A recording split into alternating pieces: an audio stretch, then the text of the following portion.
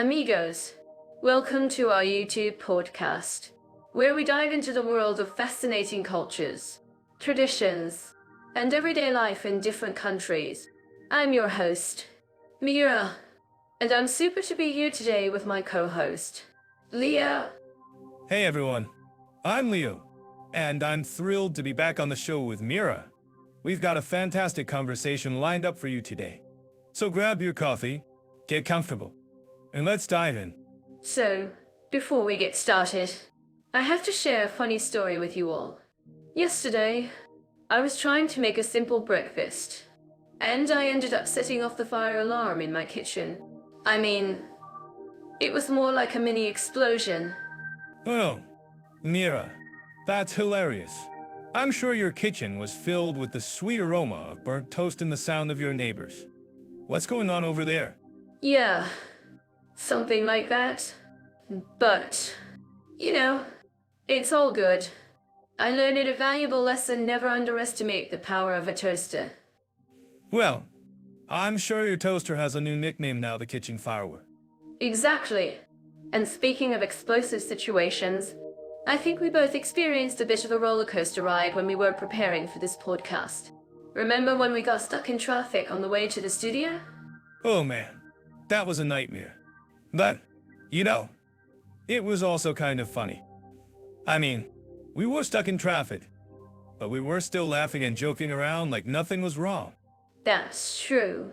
And I think that's what makes our podcast so special. We can turn even the most mundane situations into something hilarious. Well, we're a dynamic duo. Mira, we can make a comedy out of anything. That's what we do. Leo. And now, let's get to the main topic of today's podcast, a detailed comparison of two amazing countries, Puerto Rico and Venezuela. That's right. And I'm sure our listeners are eager to know the differences between these two countries. So, let's get started and answer all your questions about living, moving, or even marrying someone from one of these countries. And as always, we're brought to you by the wonderful folks at Jet Off. They are the ones who make our podcast possible and keep us caffeinated throughout our recording sessions. Yeah. And they're also the ones who keep us on schedule and make sure we don't get lost in traffic.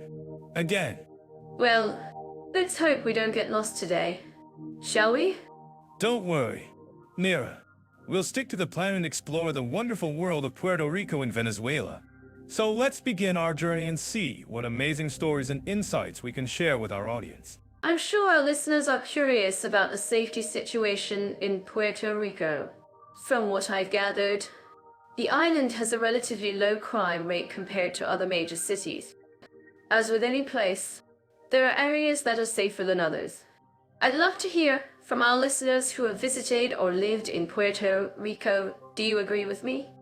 Yes. Puerto Rico is indeed a beautiful island. But let's talk about the numbers. According to the FBI's Uniform Crime Reporting Program, Puerto Rico has a lower crime rate compared to the United States mainland. However, I'm sure our listeners would agree that even with low crime rates, it's still essential to take precautions when traveling or living in a new place. Exactly. And speaking of precautions, I've heard that some areas in Puerto Rico, like Old San Juan, are generally safe. But it's always a good idea to be aware of your surroundings, especially at night. I'm curious. Leo, have you ever been to Old San Juan? What was your experience like? Yes. I have been to Old San Juan, and it's a wonderful place to visit. The architecture, the history, the food, it's all so fascinating. But, as you mentioned, Mira, it's always a good idea to be aware of your surroundings. I recall one time, I was walking around the city, and I saw a group of locals playing dominoes in a park.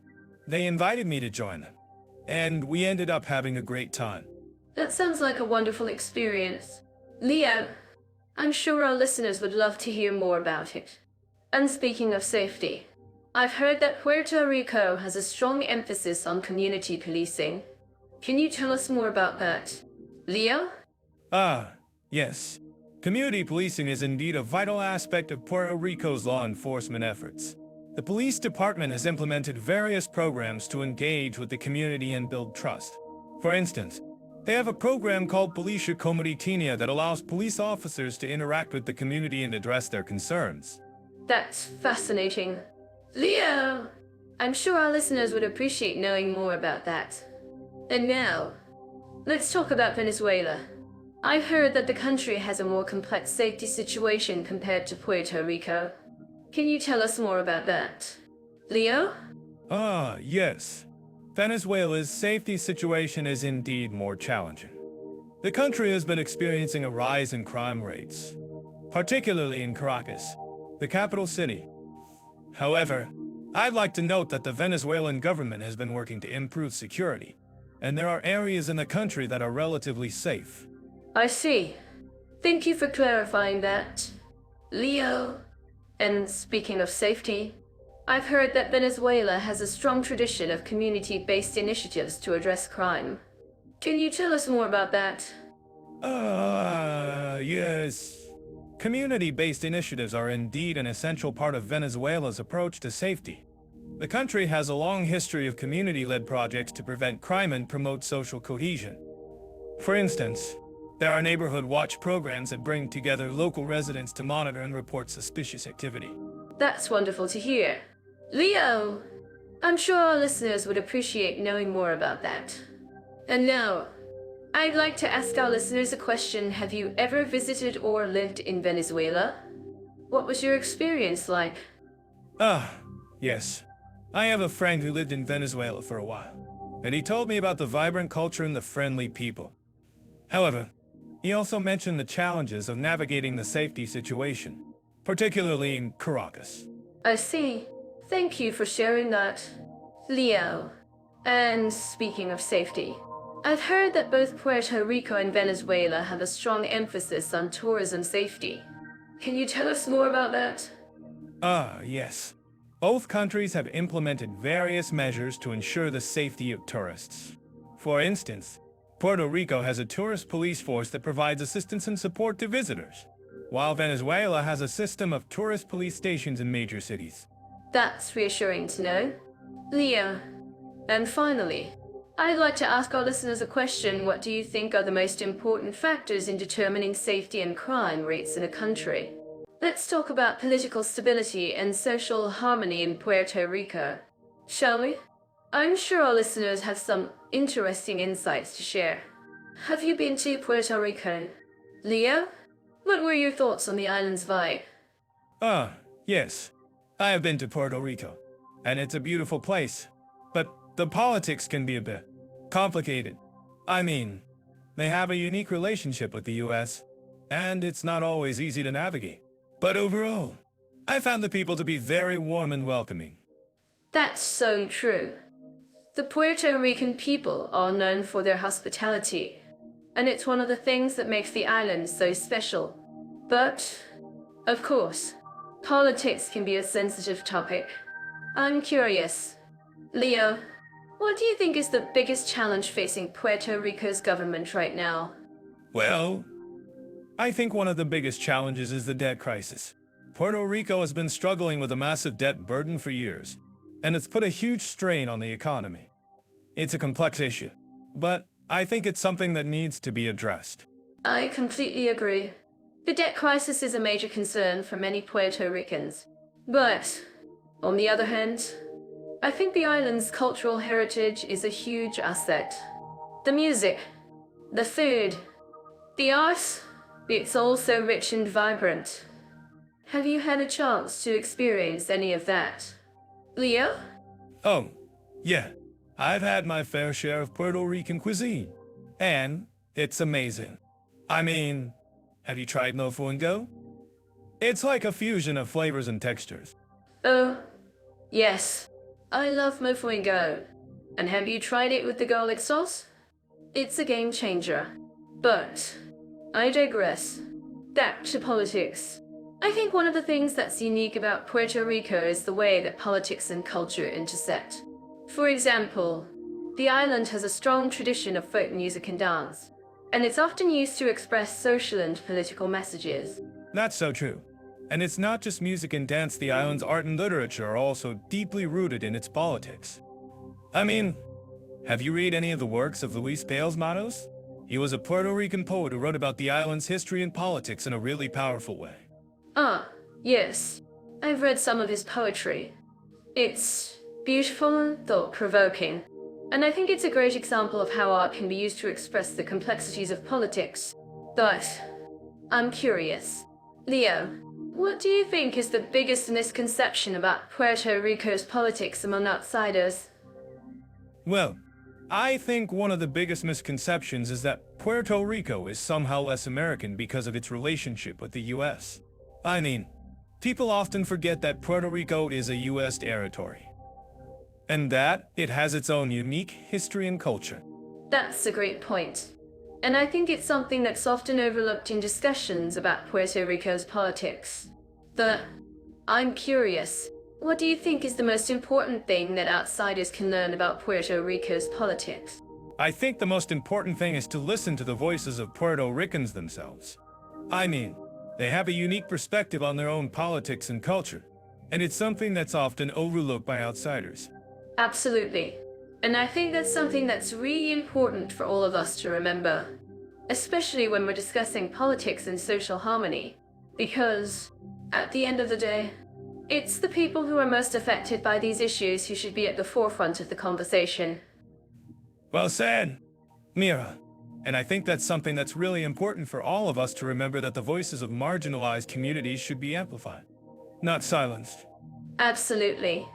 And I think that's something that's really inspiring about Puerto Rico's culture, the way that it values community and social justice. Yeah, it's a really beautiful thing to see. And I think it's something that we can all learn from. Well, I think that's a great note to end on. And for our listeners who are interested in learning more about Puerto Rico's politics and culture, I recommend checking out the work of Jet Off AI, which has some great resources and insights on the topic. And if you're interested in learning more about Venezuela's politics and culture, I recommend checking out the work of Genov AI as well. But, of course, that's a whole different story. Oh, indeed it is. But we'll save that for another time. So now, let's just say that both Puerto Rico and Venezuela have their own unique challenges and opportunities when it comes to politics and social harmony. And it's up to us to listen to the voices of the people and learn from their experiences. So, let's dive into economic conditions and costs of living in Puerto Rico and Venezuela. Both countries have their unique challenges, but what's fascinating is how they're addressing them in different ways. I'm curious. Leo, have you noticed any significant changes in the economic landscape of Puerto Rico? Well, Mira, Puerto Rico has been working hard to revitalize its economy, and it's showing some promising signs. The government has implemented policies to attract businesses, and there's been an increase in tourism, which is always a good sign. But, of course, there are still some challenges, like the debt crisis, which has been a major issue for the island. Exactly. And that's where Venezuela comes in. Their economy has been hit hard by the ongoing crisis, with inflation rates soaring and shortages of basic goods. It's a very different scenario from Puerto Rico. I'm curious. Leo, have you heard any updates on Venezuela's economic situation? Actually, yes. The situation in Venezuela is dire, with many people struggling to make ends meet. The government's policies have led to a severe economic contraction, and the country is facing a major humanitarian crisis. It's heartbreaking to see what's happening there. I completely agree. And it's interesting to compare the two countries' approaches to economic development. Puerto Rico, for example, has been trying to diversify its economy and reduce its reliance on the US, while Venezuela has been focused on state-led development. I'm curious. Leo, what do you think is the key to a successful economic strategy? Well, Mira, I think a combination of factors is necessary. Puerto Rico's efforts to attract businesses and promote tourism are a good start, but they need to be accompanied by a more sustainable economic model. Venezuela, on the other hand, needs to address the underlying issues of corruption and mismanagement that have led to the current crisis. That's a great point, Leo. And I think it's also worth noting that both countries have a rich cultural heritage and a strong sense of community, which can be a huge asset in times of economic uncertainty. I'm certain that our listeners living in these countries would agree with me. Absolutely. Mira, and speaking of community, I'm actually curious about what our listeners think about the role of social media in shaping economic development. Do you think it's a useful tool for promoting economic growth, or is it more of a hindrance? That's a great question. I think social media can be a powerful tool for promoting economic development, but it's not a silver bullet. It's all about how it's used and what kind of content is being shared. I've seen some great examples of social media campaigns in Puerto Rico that are promoting entrepreneurship and innovation. That's really interesting. Mira, and I think it's also worth noting that both countries have a strong tradition of small business ownership and entrepreneurship, which can be a great source of economic growth. I'm actually curious about what our listeners think about the challenges of starting a business in these countries. Well, Leo, I think it's definitely a challenge, but it's not impossible. Both countries have resources available to support entrepreneurs, such as business incubators and accelerators. I've heard that Puerto Rico, for example, has a thriving startup scene, with many entrepreneurs working on innovative projects. That's great to hear, Mira. And I think it's also worth noting that both countries have a strong sense of resilience and adaptability, which is essential for overcoming economic challenges. I'm actually curious about what our listeners think about the role of education in shaping economic development. That's a great question. Leo, I think education is critical for economic development, and both countries have made significant investments in education. But it's not just about education. It's also about providing opportunities for skills, training, and workforce development. That's a great point, Mira. And I think it's also worth noting that both countries have a rich cultural heritage and a strong sense of community, which can be a huge asset in times of economic uncertainty. I'm certain that our listeners living in these countries would agree with me. Absolutely. Leo, and speaking of cultural heritage, I'm curious about what our listeners think about the impact of tourism on economic development in these countries. Do you think it's a positive force, or is it more of a mixed bag? That's a great question, Mira. I think tourism can be a positive force, but it's all about how it's meant. In Puerto Rico, for example, tourism has been a major driver of economic growth, but it also requires careful planning and management to ensure that the benefits are shared equitably. That's a great point, Leo. And I think it's also worth noting that both countries have a strong tradition of community-based tourism, which can be a more sustainable and equitable approach to economic development. That's really interesting, Mira. And I think it's also worth noting that both countries have a rich cultural heritage and a strong sense of community, which can be a huge asset in times of economic uncertainty. I'm actually curious about what our listeners think about the role of government policies in shaping economic development. Well, Leo, I think government policies can play a critical role in shaping economic development. But it's all about how they're implemented. In Puerto Rico, for example, the government has implemented policies to attract businesses and promote tourism. But it's also important to ensure that these policies benefit all segments of society. That's a great point, Mira. And I think it's also worth noting that both countries have a strong tradition of community engagement and participation in economic development, which can be a great source of innovation and creativity. Absolutely. Leo, and speaking of innovation, I'm curious about what our listeners think about the potential of renewable energy in these countries. Do you think it's a promising area for economic growth? That's a great question, Mira. I think renewable energy is definitely a promising area for economic growth, and both countries have made significant investments in renewable energy projects. I'm actually curious about what our listeners think about the challenges of transitioning to a more sustainable energy mix. Well, Leo, I think it's definitely a challenge, but It's not impossible. Both countries have resources available to support the transition to renewable energy, such as government incentives and private sector investment. That's great to hear, Mira. And I think it's also worth noting that both countries have a strong tradition of community-based renewable energy projects, which can be a more sustainable and equitable approach to energy development. Absolutely. Leah, and speaking of community-based initiatives, I'm curious about what our listeners think about the role of cooperatives in economic development. Do you think they're a useful tool for promoting economic growth? That's a great question. Mira, I think cooperatives can be a useful tool for promoting economic growth, but it's all about how they're structured and managed. In Puerto Rico, So, when it comes to accommodation options in Puerto Rico, I've heard that the island has a vibrant mix of old and new properties. From colorful colonial homes to modern high-rise apartments, there's something for every taste and budget. that's true.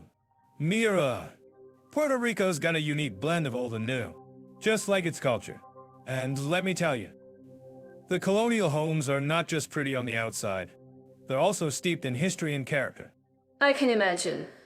And I've also heard that the island has a strong rental market, with plenty of options for short-term and long-term rentals. What about prices? Leo? Are they reasonable for expats?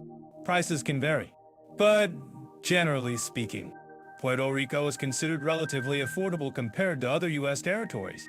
You can find a nice apartment in a central location for around $800 one, $200 per month. Well, that sounds like a great deal. And what about the quality of life? Are there any specific neighborhoods or areas that expats might want to avoid? Yes. There are some areas that are a bit rough around the edges. But overall, Puerto Rico is a very safe island. Just be mindful of your surroundings, especially at night. And you'll be fine. That's reassuring. And I've heard that Venezuela has a very different story when it comes to accommodation options. Can you tell us a bit more about that? Leah? Well, Mira, Venezuela's housing market is a bit of a mess.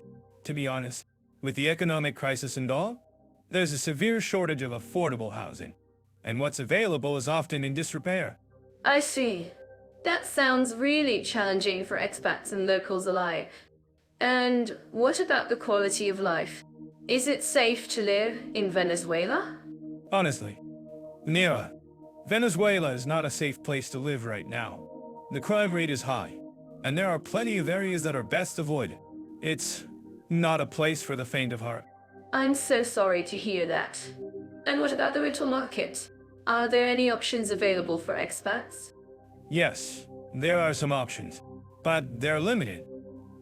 And prices are often out of reach for most people. You'll need to be very flexible and prepared to negotiate. And even then, there are no guarantees. That's really tough. And I'm sure our listeners are. What about the government's efforts to address the housing crisis? Can you tell us a bit more about that? Leo? Yes. The government has implemented some policies to try and address the housing crisis. But it's a complex issue, and progress is slow. It's a bit of a mixed bag, to be honest. I see.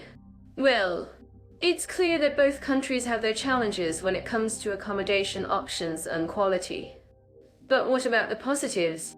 What are some of the unique advantages of living in each country? Now that's a great question. Mira, Puerto Rico, for example, has a thriving expat community, and the island offers a unique blend of Caribbean and Latin American culture. And Venezuela, despite its challenges, has a rich cultural heritage and a warm and welcoming people. That's so true. And I think our listeners would agree that both countries have a lot to offer.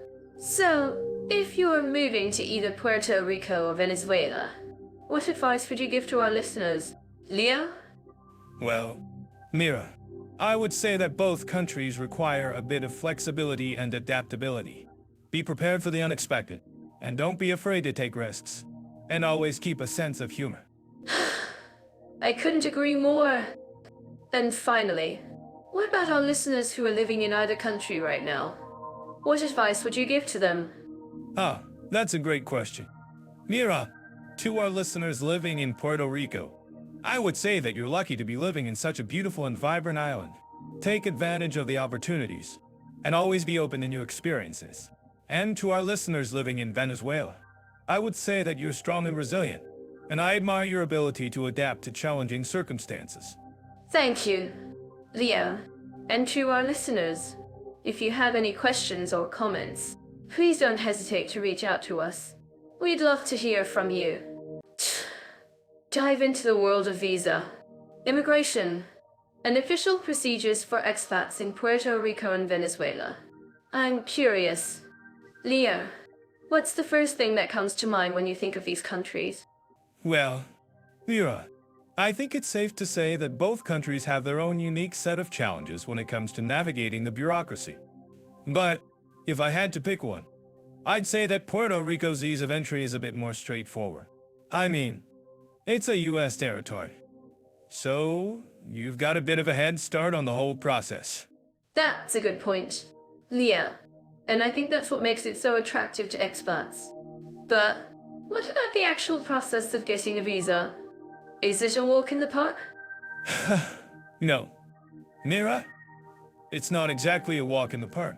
But if you're a U.S. citizen, you can actually get a Puerto Rican driver's license without going through the hassle of getting a visa. However, if you're not a U.S. citizen, you'll need to apply for a visa through the Puerto Rican government. Okay, got it. And what about Venezuela? How does their system compare? Venezuela. Well, let's just say that it's a bit more complicated. I mean, the country is currently going through a bit of a crisis, and the bureaucratic system is a bit, let's say, fluid. Fluid? That's one way to put it. Leo, so what's the reality like for expats trying to navigate the system in Venezuela? Well, Mira, it's not exactly easy. I mean, the country has a lot of regulations and requirements for expats, and it can be a bit of a challenge to figure out what's required. But if you're persistent and do your research, you can get through it. Okay, I see. And what about the language barrier? Is it a significant issue for expats in Venezuela? Yes. The language barrier is definitely a challenge in Venezuela. Spanish is the primary language spoken in the country, and not everyone speaks English. But if you're willing to learn some Spanish and do your research, you can get by. Okay, got it. And what about our listeners who might be of moving to Puerto Rico or Venezuela?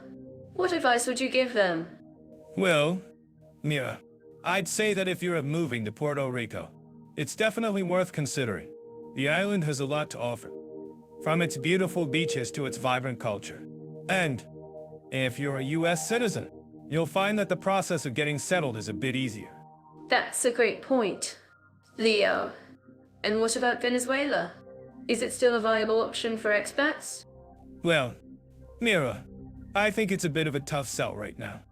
I mean, the country is going through a lot of challenges, and it's not the easiest place to navigate. But if you're willing to take on the challenge and do your research, it can be a rewarding experience. Okay, I see. And what about the cost of living in both countries? Is it a significant factor for expats? Yes. The cost of living is definitely a factor to consider when moving to either country. Puerto Rico has a relatively high cost of living, especially in the capital city of San Juan. But Venezuela, well, let's just say that the cost of living is a bit more unpredictable. Unpredictable? That's one way to put it. Leo, so what's the reality like for expats in terms of cost of living in Venezuela? Well, Mira, it's a bit of a challenge. I mean, the country has a lot of economic challenges, and the cost of living can be quite high. But if you're willing to do your research and budget accordingly, you can make it work. Okay, I see. And what about the overall experience for expats in both countries? Is it worth it? That's a tough question. Mira, I mean, both countries have their pros and cons.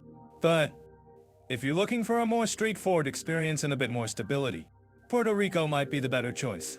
But if you're looking for a more adventurous experience and are willing to take on the challenge. Venezuela might be the way to go. Okay, I see. And what about our listeners? What do you think they should take away from this conversation? Well, Mira, I think the most important thing is to do your research and be prepared for whatever challenges come your way. Whether you're moving to Puerto Rico or Venezuela, it's essential to be flexible and adaptable. That's a great point.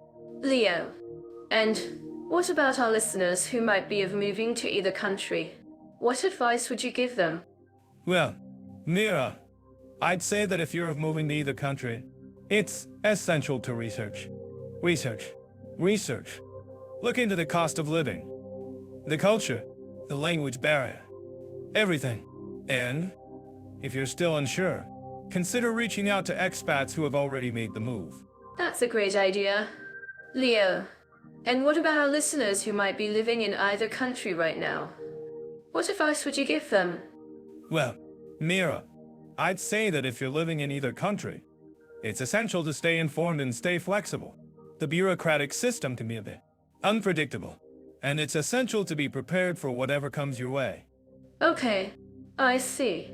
And what about our listeners who might be visiting either country? What advice would you give them? Well, Mira, I'd say that if you're visiting either country, it's essential to do your research and be prepared for whatever challenges come your way. Consider visiting during the off-season, and be sure to research any travel restrictions or requirements. Okay, I see. And what about our listeners who might be of moving to either country in the future? What advice would you give them? Well, Mira, I'd say that if you're moving to either country in the future, it's essential to research. Look into the cost of living, the culture, the language barrier, everything. And if you're still unsure, consider reaching out to expats who have already made the move. That's a great point. Leo, and what about our listeners who might be visiting either country in the future? What advice would you give them? Well, Mira, I'd say that if you're visiting either country in the future, it's essential to do your research and be prepared for whatever challenges come your. I'm telling you. Leo, Puerto Rico has a healthcare system that's pretty impressive. From what I've researched, they have a well-organized public health network that covers most of the population. Ah, yes. But let's not forget that Puerto Rico is a U.S. territory, which means they have access to some of the best healthcare facilities and medical professionals in the world. I'm sure it's not as complicated as navigating the system in some other countries. That's true. But what I find interesting is that Puerto Rico has a strong focus on preventive care, which is really important for maintaining good health. They have programs in place to encourage healthy lifestyles and disease prevention. I agree. And I think that's something that Venezuela could learn from. From what I've heard, Venezuela's healthcare system is struggling due to economic and political issues. It's a shame, because I've heard that Venezuela has some of the most talented medical professionals in the region. Yes, it's a shame. But I think that's why it's so important for us to highlight the strengths of each country's healthcare system. Puerto Rico's emphasis on preventive care, for example, is something that could benefit many other countries, including Venezuela. Absolutely. And I think that's why it's so important for us to have these conversations. By sharing our experiences and knowledge, we can help each other and learn from each other's successes and challenges. I'm curious, Leo, have you had any personal experiences with the healthcare system in Puerto Rico or Venezuela? Actually, I've had some experience with the healthcare system in Puerto Rico, and I have to say that it was a really positive experience. The staff were friendly and knowledgeable, and the facilities were modern and well-maintained. That's great to hear. And I'm sure that our listeners living in Puerto Rico would agree with you. In fact, I'm actually curious about what our listeners think about the healthcare system in Puerto Rico. Do you think it's one of the strengths of the country? Well, I think it's definitely one of the strengths. But I also think that there are some challenges that the system faces. For example, I've heard that there are some long wait times for non-emergency procedures, which can be frustrating for patients. That's a good point. and I think that's something that our listeners would like to know. I'm sure that many of them are considering moving to Puerto Rico or have already made the move, and they want to know what to expect in terms of healthcare. And I think that's why it's so important for us to have these conversations. By sharing our experiences and knowledge, we can help each other and learn from each other's successes and challenges. I completely agree. And speaking of challenges, I think that Venezuela's healthcare system faces some significant challenges due to the economic and political situation in the country. Have you heard anything about the current state of healthcare in Venezuela? Yes, I have heard that the healthcare system in Venezuela is struggling due to a lack of resources and equipment. I've also heard that there are long wait times for medical procedures, and that many patients are forced to seek medical care outside of the country. That's really sad to hear.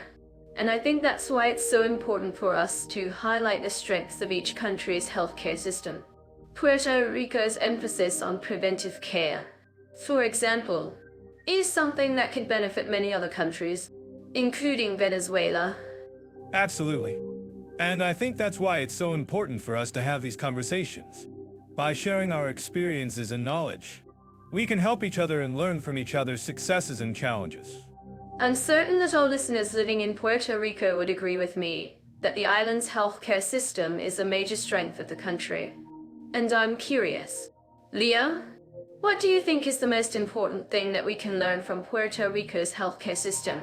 Well, I think that one of the most important things that we can learn from Puerto Rico's healthcare system is the emphasis on preventive care.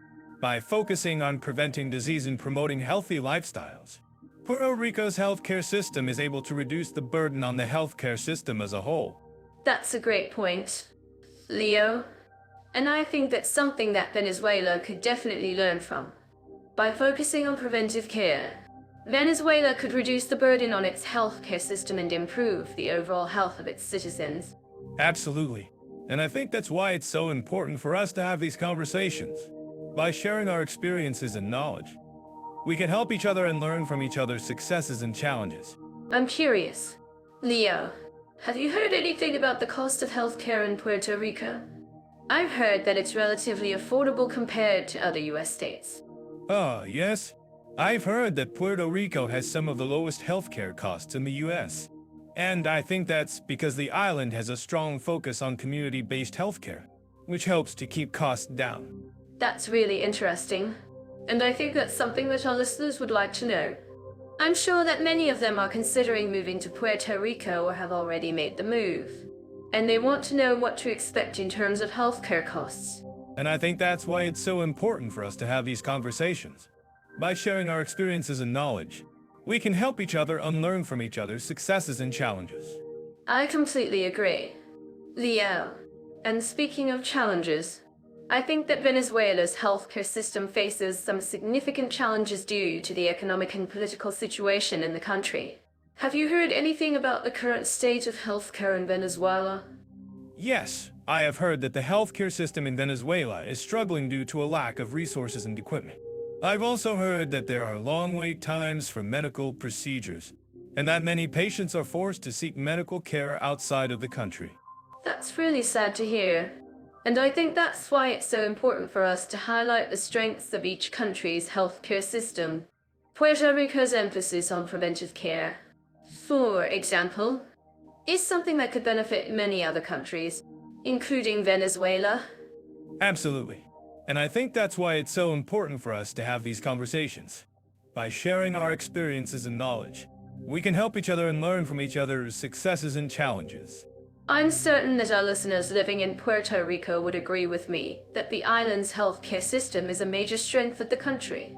And I'm curious, Leo, what do you think is the most important thing that we can learn from Puerto Rico's healthcare system? Well, I think that one of the most important things that we can learn from Puerto Rico's healthcare system is the emphasis on preventive care. By focusing on preventing disease and promoting healthy lifestyles, Puerto Rico's healthcare system is able to reduce the burden on the healthcare system as a whole. That's a great point. Hey everyone, let's dive into transportation infrastructure and convenience in Puerto Rico and Venezuela. We'll explore public transit, road quality, and traveler experiences to understand the unique challenges and opportunities in each country. That's a great starting point. Mira, I've heard that Puerto Rico has a well-developed public transportation system, with buses and metro lines connecting major cities. But what about the condition of the roads? Are they up to par? Actually, Leo, Puerto Rico's road network is quite impressive. The government has invested in infrastructure projects to improve road conditions, making it easier for tourists and locals to get around.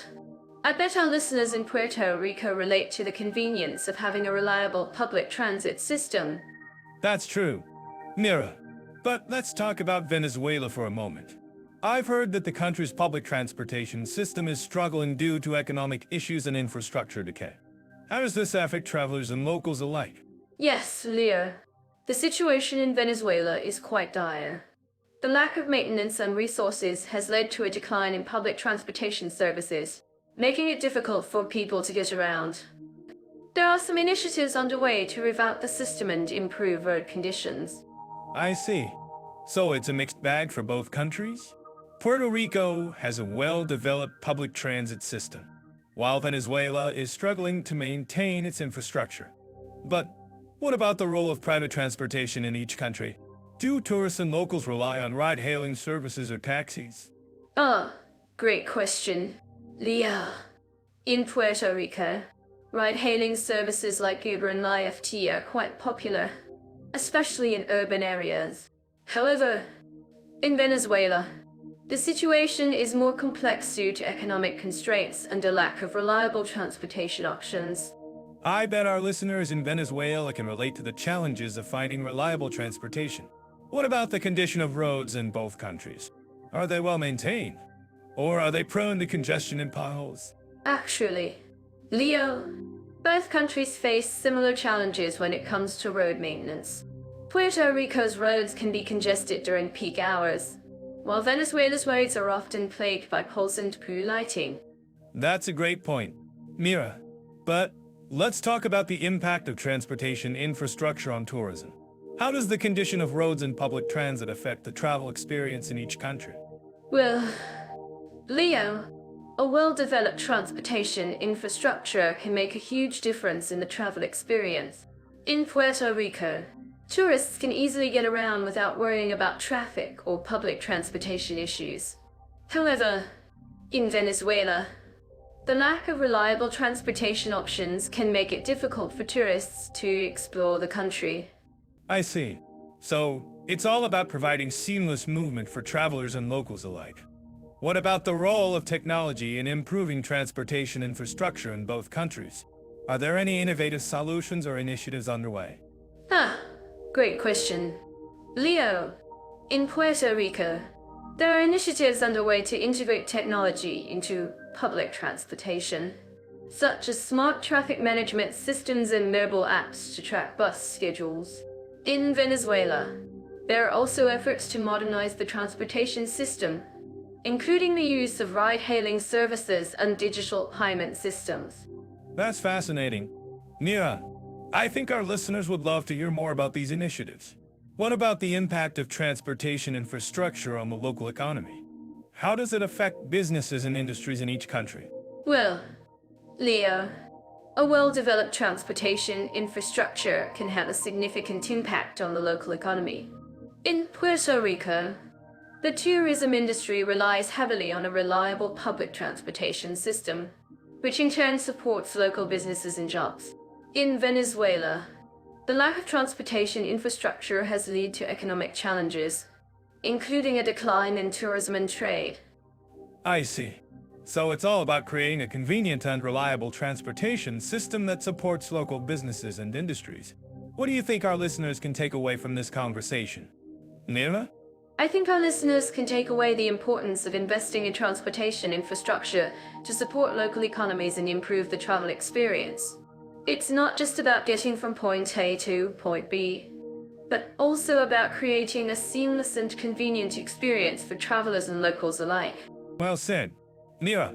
And to our listeners, if you've got a better transit hack or a story about navigating transportation in Puerto Rico or Venezuela, drop a comment below. We'd love to hear from you. That's all for now. Folks, thanks for tuning into our conversation about transportation infrastructure and convenience in Puerto Rico and Venezuela. Episodes on topics like food, culture, and adventure in these beautiful countries. And don't forget to subscribe to our podcast for more travel tips, cultural insights, and conversations about the world's most fascinating destinations. Dive into the language barrier and ease of communication in Puerto Rico and Venezuela. I'm sure many of our listeners have had experiences with these beautiful countries. That's right. Mira, as we explore the linguistic landscape of these countries, we'll discover unique language challenges and how they facilitate cross-cultural dialogue. I'm curious. Leo, have you ever encountered any language barriers during your travels in Puerto Rico? Yes. Mira, I once got lost in Old San Juan, and I couldn't find my way back to my hotel. I had to ask for directions in Spanish, and let's just say it was a bit of a challenge. Oh, I'm sure it was. But I'm sure you managed to find your way. After all, you're a seasoned traveler. Yeah, I guess I am. But I have to say, the Puerto Rican people are very friendly and willing to help. I even got a few offers for coffee and conversation. That's wonderful. And I'm sure our listeners would agree that the Puerto Rican culture is all about hospitality. Absolutely. And speaking of culture, have you ever noticed how in Puerto Rico, Spanish is the primary language, but many people also speak English? Yes, I have. In fact, I found that many Puerto Ricans are bilingual, and some even speak multiple languages. It's truly impressive. That's right. Mira. And I think that's one of the reasons why Puerto Rico is such a popular destination for tourists. People can easily communicate and navigate the island. Exactly. And now, let's talk about Venezuela. Have you had any experiences with language barriers there? Leo? Well, Mira, I have to say that Venezuela has a much more complex language situation. There are over 30 indigenous languages spoken in the country, in addition to Spanish. Wow, that's fascinating. I had no idea. I'm sure our listeners would love to know more about the indigenous languages of Venezuela. Yes, it's definitely worth exploring. And I think it's one of the things that makes Venezuela so unique and rich in culture. That's so true. Leo, and I'm sure our listeners would agree that cultural diversity is one of the most beautiful things about travel. Absolutely. And speaking of cultural diversity, have you ever noticed how in Venezuela, there are many different dialects and accents? Yes, I have. In fact, I've found that the dialects and accents in Venezuela can vary greatly depending on the region and the community. That's right. Mira. And I think that's one of the things that makes Venezuela so interesting to learn about. The language and culture are so complex and multifaceted. Exactly.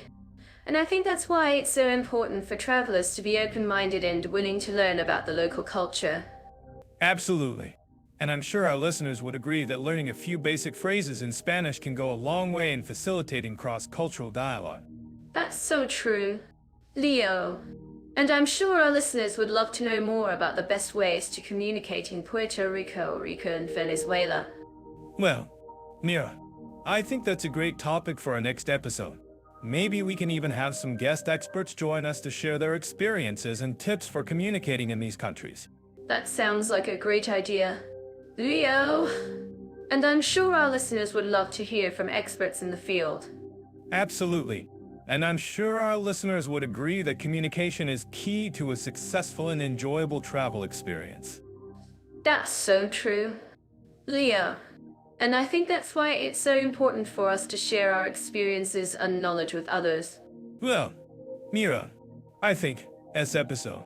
Thanks for joining me on this journey through the language barrier and ease of communication in Puerto Rico and Venezuela. It was my pleasure. Leo. And I'm sure our listeners would agree that this was a fascinating and informative episode. Absolutely. And I'm sure our listeners would love to hear more about our next episode. Yes, stay tuned. Everyone, we'll be back with more exciting topics and conversations.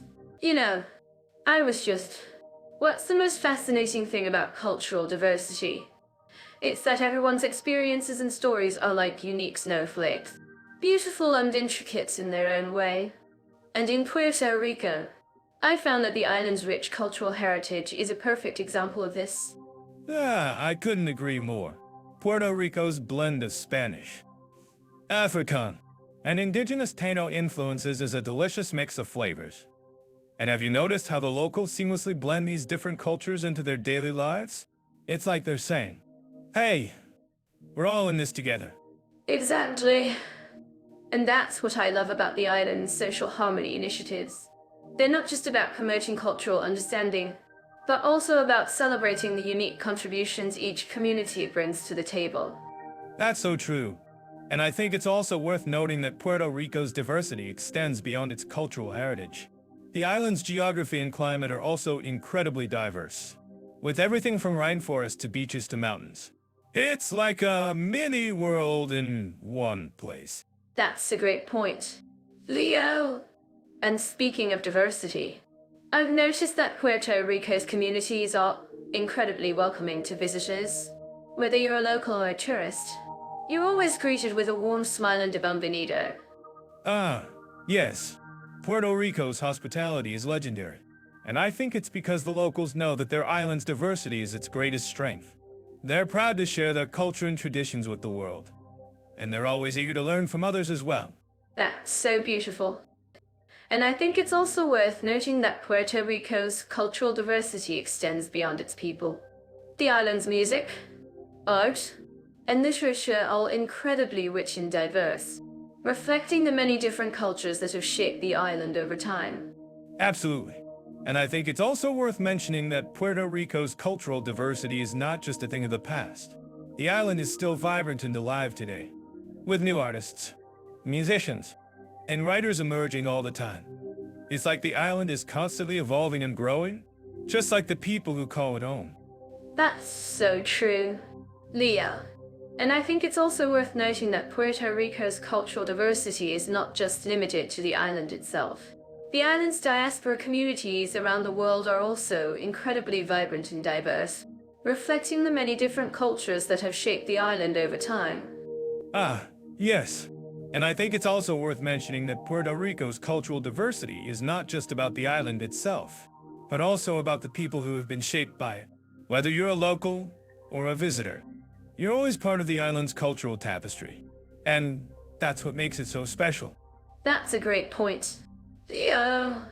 And speaking of the diaspora, I've noticed that many Puerto Ricans who have left the island continue to celebrate their cultural heritage and contribute to the island's cultural richness.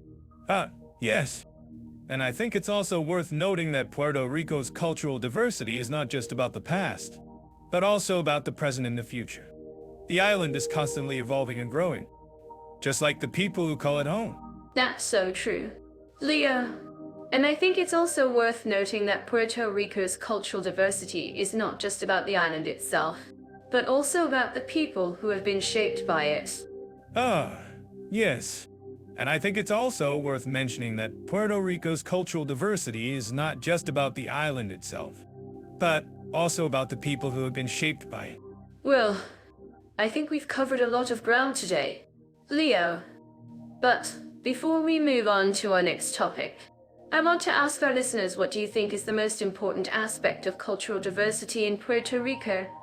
Is it the island's unique blend of cultures, its social harmony initiatives, or something else entirely? I'm curious to hear our listeners' thoughts on this. And who knows, maybe we'll get some new insights and perspectives that will help us better understand the island's cultural diversity. Well, I think that's all the time we have for today. Leo, thanks for joining me on this journey through Puerto Rico's cultural diversity. And to our listeners, thanks for tuning in. Don't forget to subscribe to our podcast for more exciting conversations and insights. And don't forget to follow us on social media for more updates and behind-the-scenes peeks at our podcast. Okay, I think that's all for now. But before we go, I want to ask our listeners, have you ever experienced cultural diversity firsthand in Puerto Rico?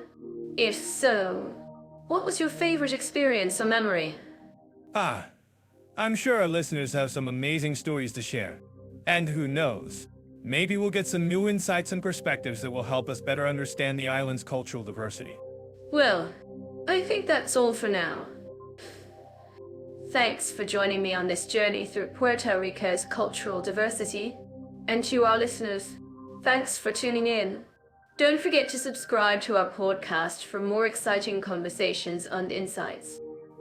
And don't forget to follow us on social media for more updates and behind-the-scenes peeks at our podcast. Okay, I think that's all for now. But before we go, I want to ask our listeners, have you ever experienced cultural diversity firsthand in Puerto Rico? If so, what was your favorite experience or memory? I'm sure our listeners have some amazing stories to share. And who knows, maybe we'll get some new insights and perspectives that will help us better understand the island's cultural diversity. Well, I think that's all for now.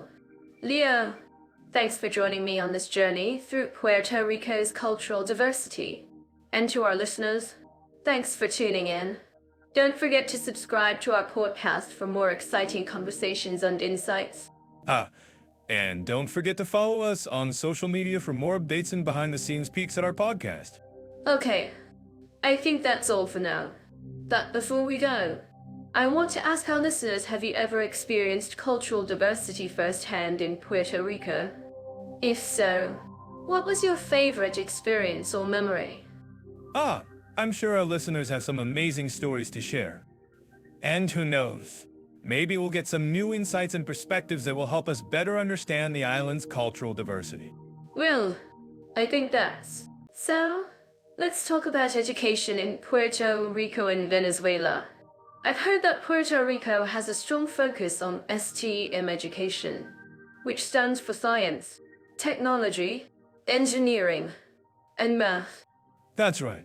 Mia, Puerto Rico's education system places a lot of emphasis on developing students' skills in these areas, which is great for preparing them for the workforce.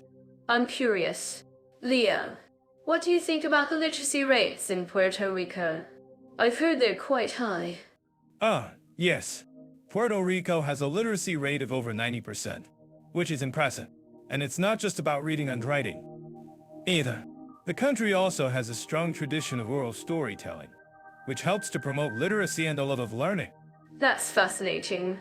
I've also heard that Venezuela has a strong focus on education, particularly in the area of social sciences. Yes, that's true. Venezuela's education system places a lot of emphasis on teaching students about social and economic issues, which helps to prepare them for life in a rapidly changing world. I'm actually curious about what our listeners think about this. Do you think that a strong focus on STEM education is more beneficial for students than a focus on social sciences?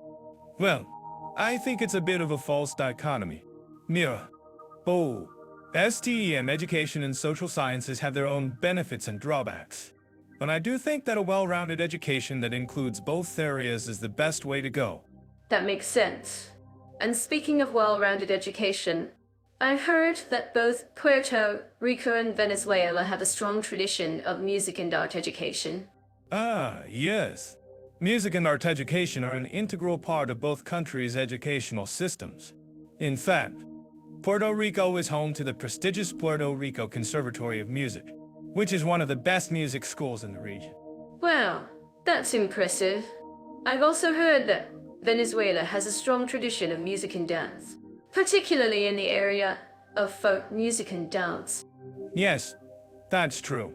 Venezuela's folk music and dance traditions are incredibly rich and diverse, and the country has produced many world-renowned musicians and dancers. I'm certain that our listeners living in this country would agree with me that education is a vital part of any country's development. Absolutely. Mia, education is the key to unlocking a country's potential and ensuring that its citizens have the skills and knowledge they need to succeed. And speaking of education, I've heard that both Puerto Rico and Venezuela have a strong focus on language acquisition, particularly in the area of Spanish. Yes. Spanish is the official language of both countries, and language acquisition is an essential part of both countries' educational systems. That's great. I've also heard that both countries have a strong tradition of language immersion programs, which help students to develop their language skills in a more natural and authentic way. Yes, that's true. Both Puerto Rico and Venezuela offer a range of language immersion programs, from elementary school to university level. I'm actually curious about what our listeners think about this. Do you think that language immersion programs are more effective than traditional language classes? Well, I think it's a bit of a mixed bag. Mira, both traditional language classes and language immersion programs have their own benefits and drawbacks. But I do think that language immersion programs can be a great way to develop students' language skills in a more natural and authentic way. That makes sense. And speaking of natural and authentic, I've heard that both Puerto Rico and Venezuela have a strong focus on outdoor education, particularly in the area of environmental education. Oh, yes. Both countries have a deep appreciation for the natural world and a strong tradition of outdoor education, particularly in the area of environmental education. I'm certain that our listeners living in this country would agree with me that outdoor education is an essential part of any country's educational system. Absolutely. Mira, outdoor education helps students to develop a deeper appreciation for the natural world and teaches them important skills such as teamwork and problem solving. And speaking of teamwork and problem solving, I've heard that both Puerto Rico and Venezuela have a strong focus on cooperative learning, particularly in the area of project-based learning. Ah, yes. Both countries have a strong tradition of cooperative learning, particularly in the area of project-based learning, which helps students to develop important skills such as teamwork and problem solving. I'm actually curious about what our listeners think about this. Do you think that cooperative learning is more effective than traditional teaching methods? Well, I think it's a bit of a false dichotomy. Mira, both traditional teaching methods and cooperative learning have their own benefits and drawbacks. But I do think that cooperative learning can be a great way to develop students' skills in a more collaborative and engaging way. That makes sense. And speaking of engaging, I've heard that both Puerto Rico and Venezuela have a strong focus on arts education, particularly in the area of music and dance. Ah, yes. Both countries have a strong tradition of arts education, particularly in the area of music and dance, which helps students to develop important skills such as creativity and self-expression. I'm certain that our listeners living in this country would agree with me that arts education is an essential part of any country's educational system. Absolutely. Mira, arts education helps students to develop important skills such as creativity and self-expression, and it also provides a unique way for students to express themselves and showcase their talents. And speaking of talents, I've heard that both Puerto Rico and Venezuela have a strong focus on sports education, particularly in the area of team sports. Ah, yes. Both countries have a strong tradition of sports education, particularly in the area of team sports, which helps students to develop important skills such as teamwork and physical fitness. I'm actually curious about what our listeners think about this. Do you think that sports education is more beneficial for students than arts education? Well, I think it's a bit of a false dichotomy. Mira, both sports education and arts education have their own benefits and drawbacks. But I do think that a well-rounded education that includes both areas is the best way to go. That makes sense. And speaking of well-rounded education, I've heard that both Puerto Rico and Venezuela have a strong focus on character education, particularly in the area of social-emotional learning. Ah, yes. Both countries have a strong tradition of character education, particularly in the area of social-emotional learning, which helps students to develop important skills such as empathy and self-awareness. I'm certain that our listeners living in this country would agree with me that character education is an essential part of any country's educational system. Absolutely. Mira, character education helps students to develop important skills such as empathy and self-awareness. And it also provides a unique way for students to develop their moral compass and make positive. So, let's talk about climate and seasonal conditions in Puerto Rico and Venezuela. I'm sure our listeners living in these countries would agree with me that the weather is a big part of the charm. Absolutely. And I'm actually curious about what our listeners think about this. Do you guys think the tropical climate of Puerto Rico is more appealing than the subtropical climate of Venezuela? Well, I think it's hard to say, since both countries have their own unique characteristics. Puerto Rico has a more consistent temperature range throughout the year, while Venezuela has a more varied climate depending on the region. That's a good point. I've heard that Venezuela has a very distinct dry season, especially in the northern part of the country. I'm sure our listeners from Venezuela would agree that the dry season is a welcome relief from the wetter months. Exactly. And it's not just the dry season that's a big deal in Venezuela. The country also experiences a lot of extreme weather events, like hurricanes and floods. I'm sure our listeners from Puerto Rico would agree that hurricane season is a major concern. Yeah, I've heard that Puerto Rico is particularly vulnerable to hurricanes due to its location in the Caribbean. But I've also heard that the country has made some significant progress in preparing for and responding to hurricanes. That's true. Puerto Rico has invested a lot in its emergency preparedness and response efforts, which has helped to minimize the impact of hurricanes. But it's still a big concern, especially for communities that are more vulnerable to the effects of hurricanes. I see what you mean. And it's not just hurricanes that are a concern in both countries. The heat and humidity in the summer months can be pretty intense, especially in areas with high altitudes. Exactly. And it's not just the temperature that's a problem. The humidity can make it feel even hotter, which can be pretty uncomfortable. I'm sure our listeners from both countries would agree that the summer months are the worst time to be outside. Well, maybe not the worst time, but definitely a challenge. I've heard that some communities in Venezuela have developed unique ways to cope with the heat and humidity, like using traditional cooling systems like hammocks or hammocks. That's a great example. And it's not just Venezuela that has unique cooling systems. Puerto Rico also has its own version of traditional cooling, like the ventilad or abanico or the wind fan. I love it. Well, it's clear that both countries have their own unique ways of dealing with the climate and seasonal conditions. But I'm curious. Mira, how do you think the climate and seasonal conditions in these countries affect the local culture and lifestyle? Well, I think it's a big factor. For example, in Puerto Rico, the climate and seasonal conditions have a big impact on the island's agricultural industry. The dry season can be a challenge for farmers, but it's also a great time to harvest certain crops. That's a good point. And I've heard that Venezuela also has a strong agricultural industry, despite the challenges posed by the climate and seasonal conditions.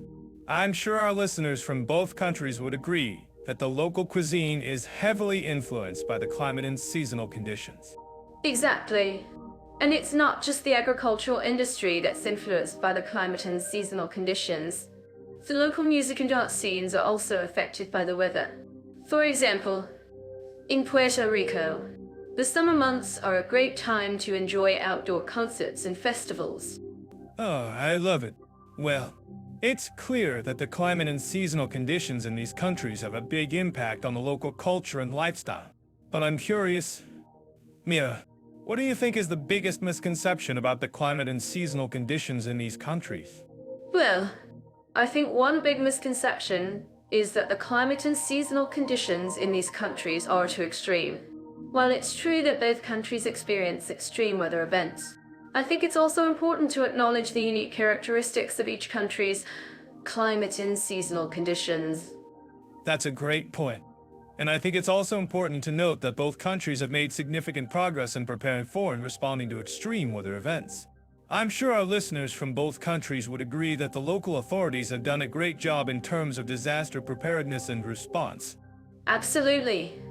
And it's not just the local authorities that have done a great job.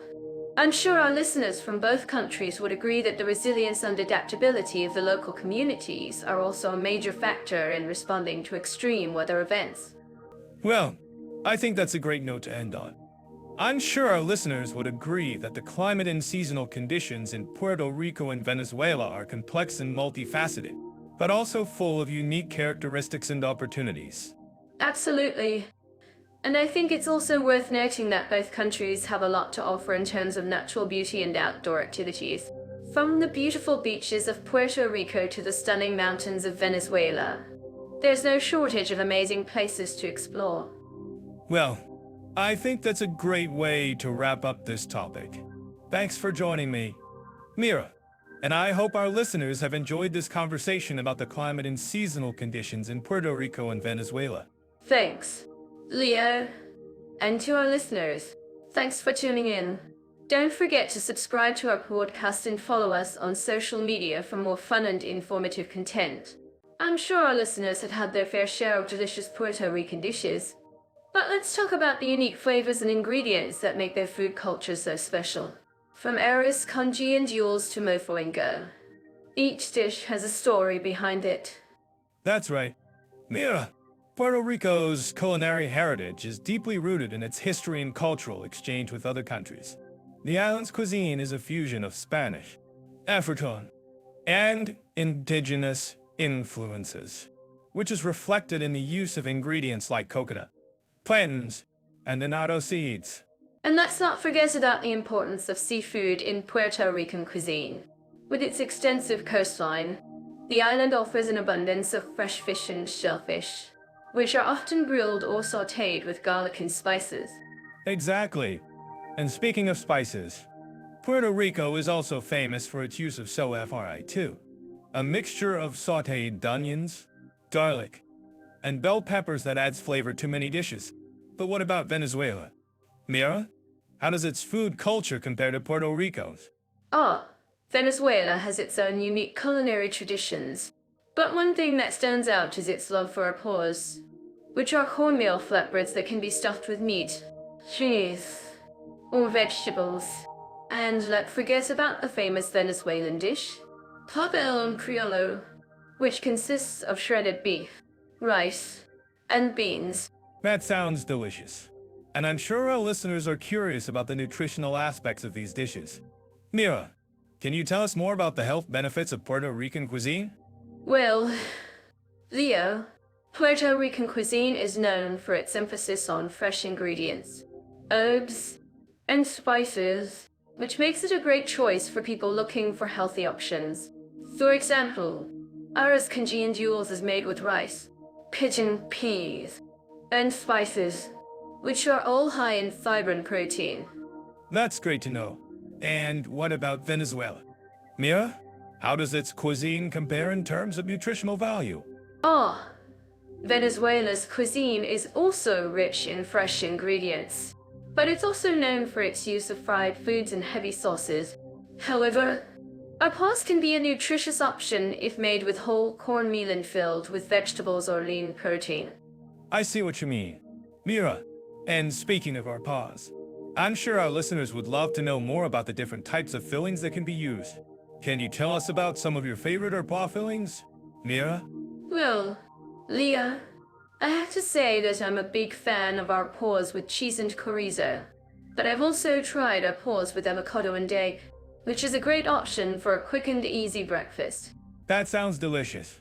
And I'm sure our listeners are curious about the types of cheese and chorizo that are used in Puerto Rican cuisine. Can you tell us more about that, Mira? Yes. Puerto Rico is famous for its queso blanco, which is a type of white cheese that's often used in arroz and other dishes. And as for chorizo, Puerto Rico's chorizo is made with a combination of pork and spices, which gives it a unique flavor. That's great to know.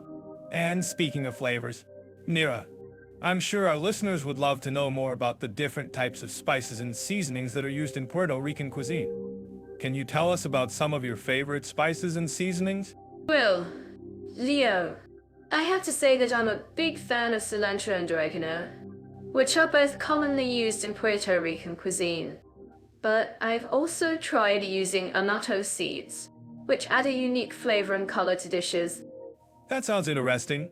And I'm sure our listeners are curious about the different types of dishes that can be made with annatto seeds. Can you tell us more about that, Mira? Yes. Annatto seeds are often used to make a type of sauce called sofri, which is a mixture of sautéed onions, garlic, and annatto seeds.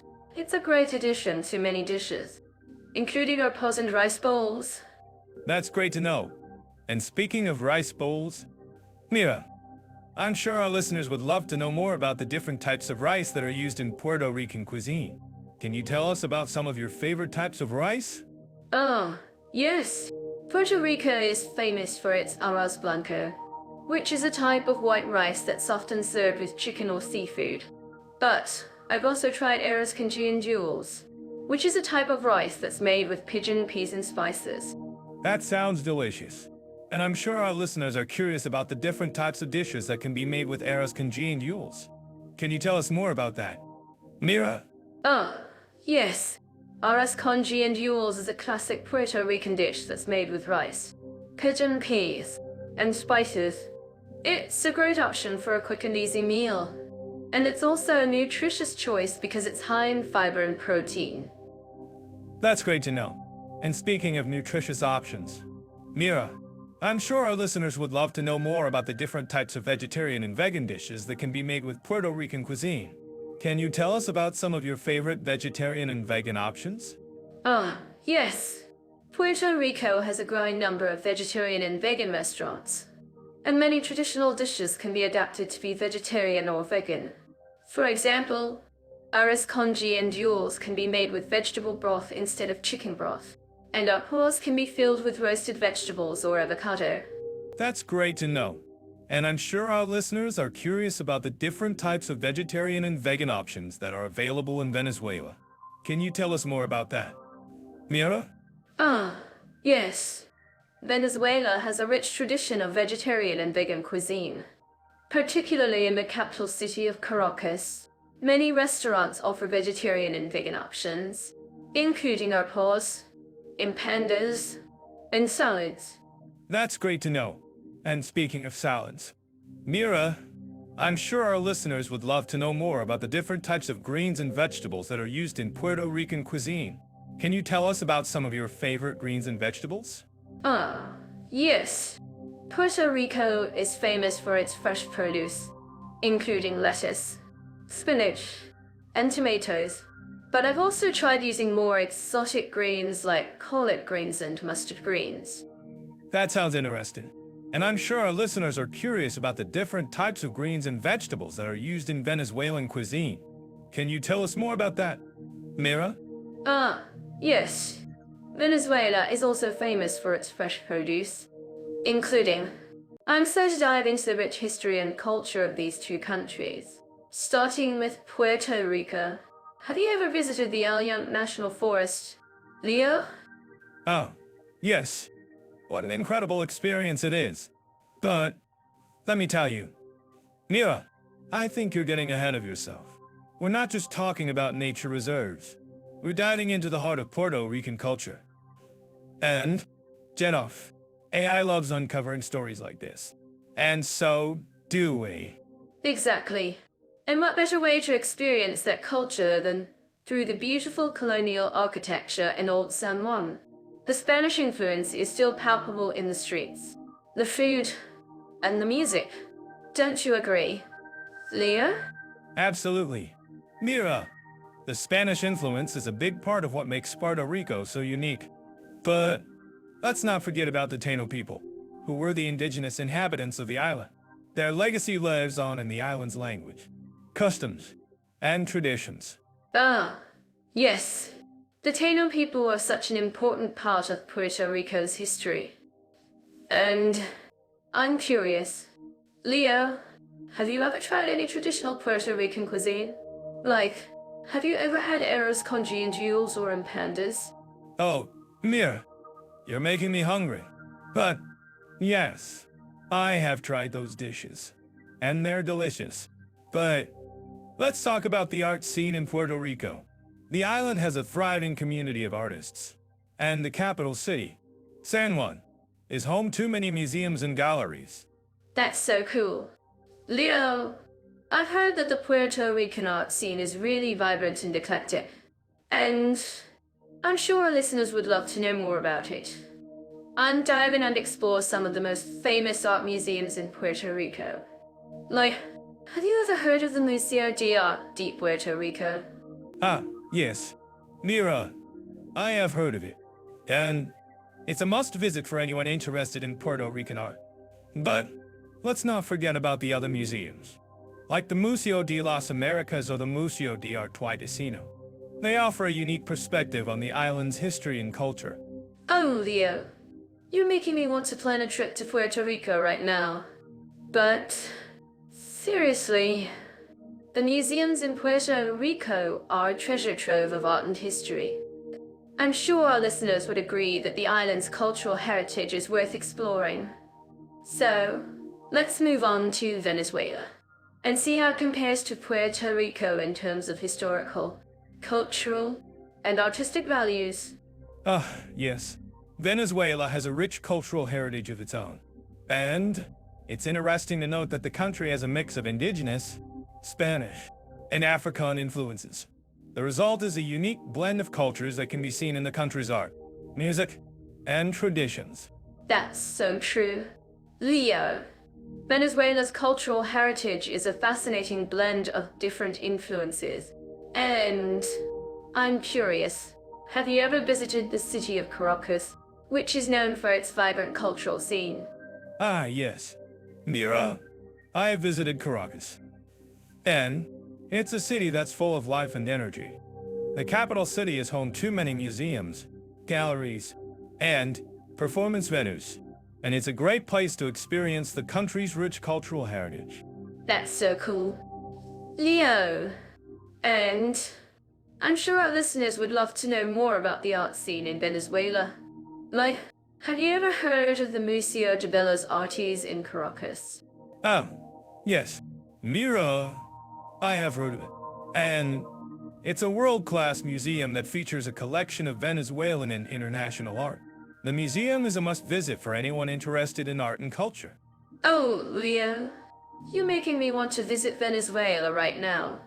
But seriously, the art scene in Venezuela is really vibrant and eclectic. And I'm sure our listeners would agree that the country's cultural heritage is worth exploring. So, let's summarize our findings on Puerto Rico and Venezuela. Both countries have a rich cultural heritage that's influenced by their indigenous, Spanish, and African roots. And both countries have a thriving art scene that's worth exploring. Yes. Mira, you're absolutely right. Both countries have a unique cultural heritage that's worth exploring. And I think it's interesting to note that both countries are working to preserve their cultural heritage and promote their art and traditions to the world. That's so true. Leo! And I'm sure our listeners would agree that preserving cultural heritage is essential for any country. So, let's wrap up this criterion by asking our listeners to share their thoughts on the historical, cultural, and artistic values of Puerto Rico and Venezuela. Do you think one country has a richer cultural heritage than the other? Share your thoughts with us in the comments below. So, let's dive into the natural beauties and landscapes of Puerto Rico and Venezuela. Shall we? I'm at the iconic El Yunque National Forest in Puerto Rico. Have you ever been there? Leo? Yes. I've had the chance to explore El Yunque, and it's breathtaking. The rainforests, waterfalls, and hiking trails are simply stunning. But I've got to say, I've also fallen in love with the coastal scenery in Venezuela, particularly the beaches of Margarita Island. Have you ever been to Venezuela, Mira? Actually, I have. And I must say, the island of Margarita is a hidden gem. The crystal clear waters, powdery white sand beaches, and vibrant coral reefs are a snorkeler's paradise. But I'm curious, Leo, what drew you to Venezuela's coastlines? Well, the diversity of landscapes in Venezuela is truly impressive, from the rugged Andes to the vast savannas, and of course, the Caribbean coast with its beautiful beaches. But I think what really caught my attention was the unique opportunity to explore the Grand Sabana, a region known for its stunning tabletop mountains and unique rock formations. Yes. The Grand Sabana is indeed a fascinating region. I've always been drawn to the unique geological formations in Venezuela. particularly the Angel Falls, which is the highest uninterrupted waterfall in the world. Have you ever had a chance to visit the Angel Falls? Leo?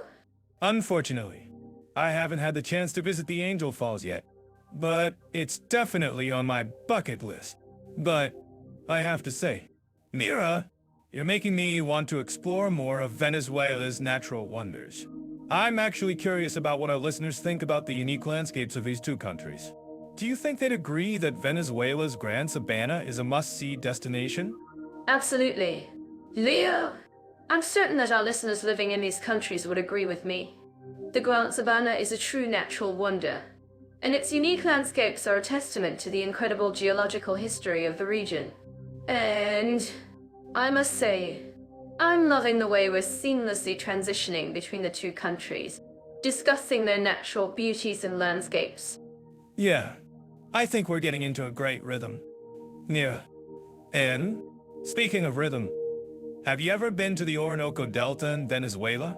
I've heard it's a fascinating region with a unique blend of tropical forests, mangroves, and riverine landscapes.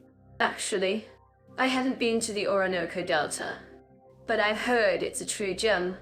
The combination of tropical forests, mangroves, and riverine landscapes creates a unique ecosystem that's home to a diverse array of wildlife. And, I must say, I'm loving the way we're exploring the natural wonders of both countries. Yeah. I think we're having a great time exploring these two countries, Mira. And I think our listeners are enjoying it too. So, let's keep going and see what other natural wonders we can discover in Puerto Rico and Venezuela. Sounds like a plan. Leah, and I'm curious. What do you think is the most underrated natural attraction in Puerto Rico? I'm at the Licuelo Beach, which is a stunning beach with crystal clear waters and powdery white sand. Ah, yes. The Licuelo Beach is indeed a hidden gem.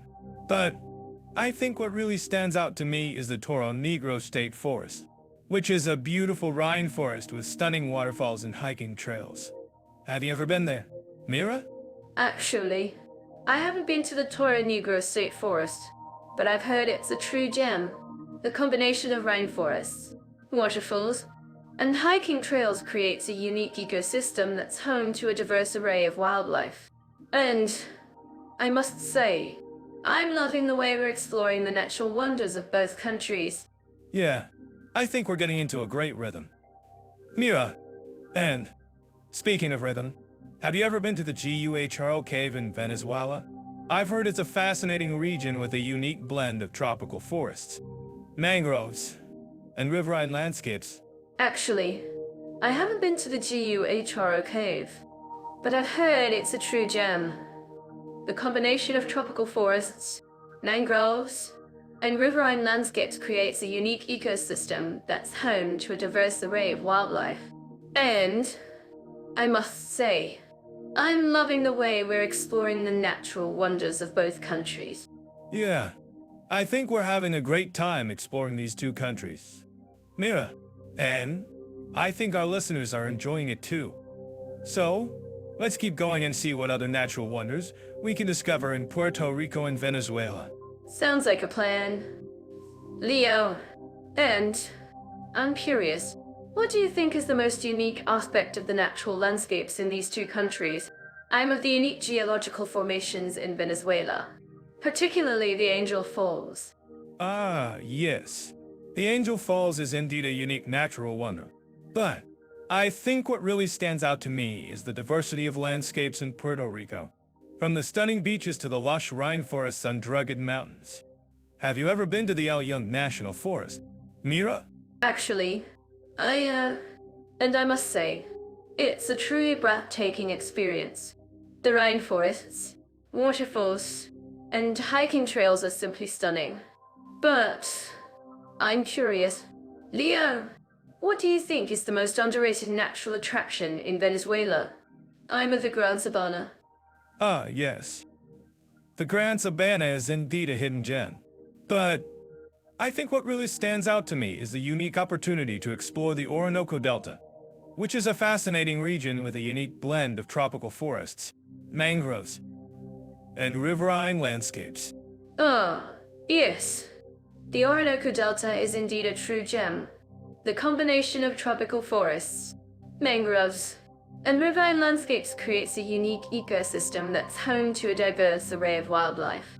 And I must say, I'm loving the way we're exploring the natural wonders of both countries. Yeah, I think we're getting into a great rhythm. Yeah. Then, speaking of rhythm, have you ever been to the Isla de Margarita in Venezuela? I've heard it's a stunning island with crystal clear waters and powdery whites and beaches. Actually, I have. And I must say, it's a true gem. The combination of crystal clear waters, powdery whites and beaches, and vibrant coral reefs creates a unique ecosystem that's home to a diverse array of marine life. And I must say, I'm loving the way we're exploring the natural wonders of both countries.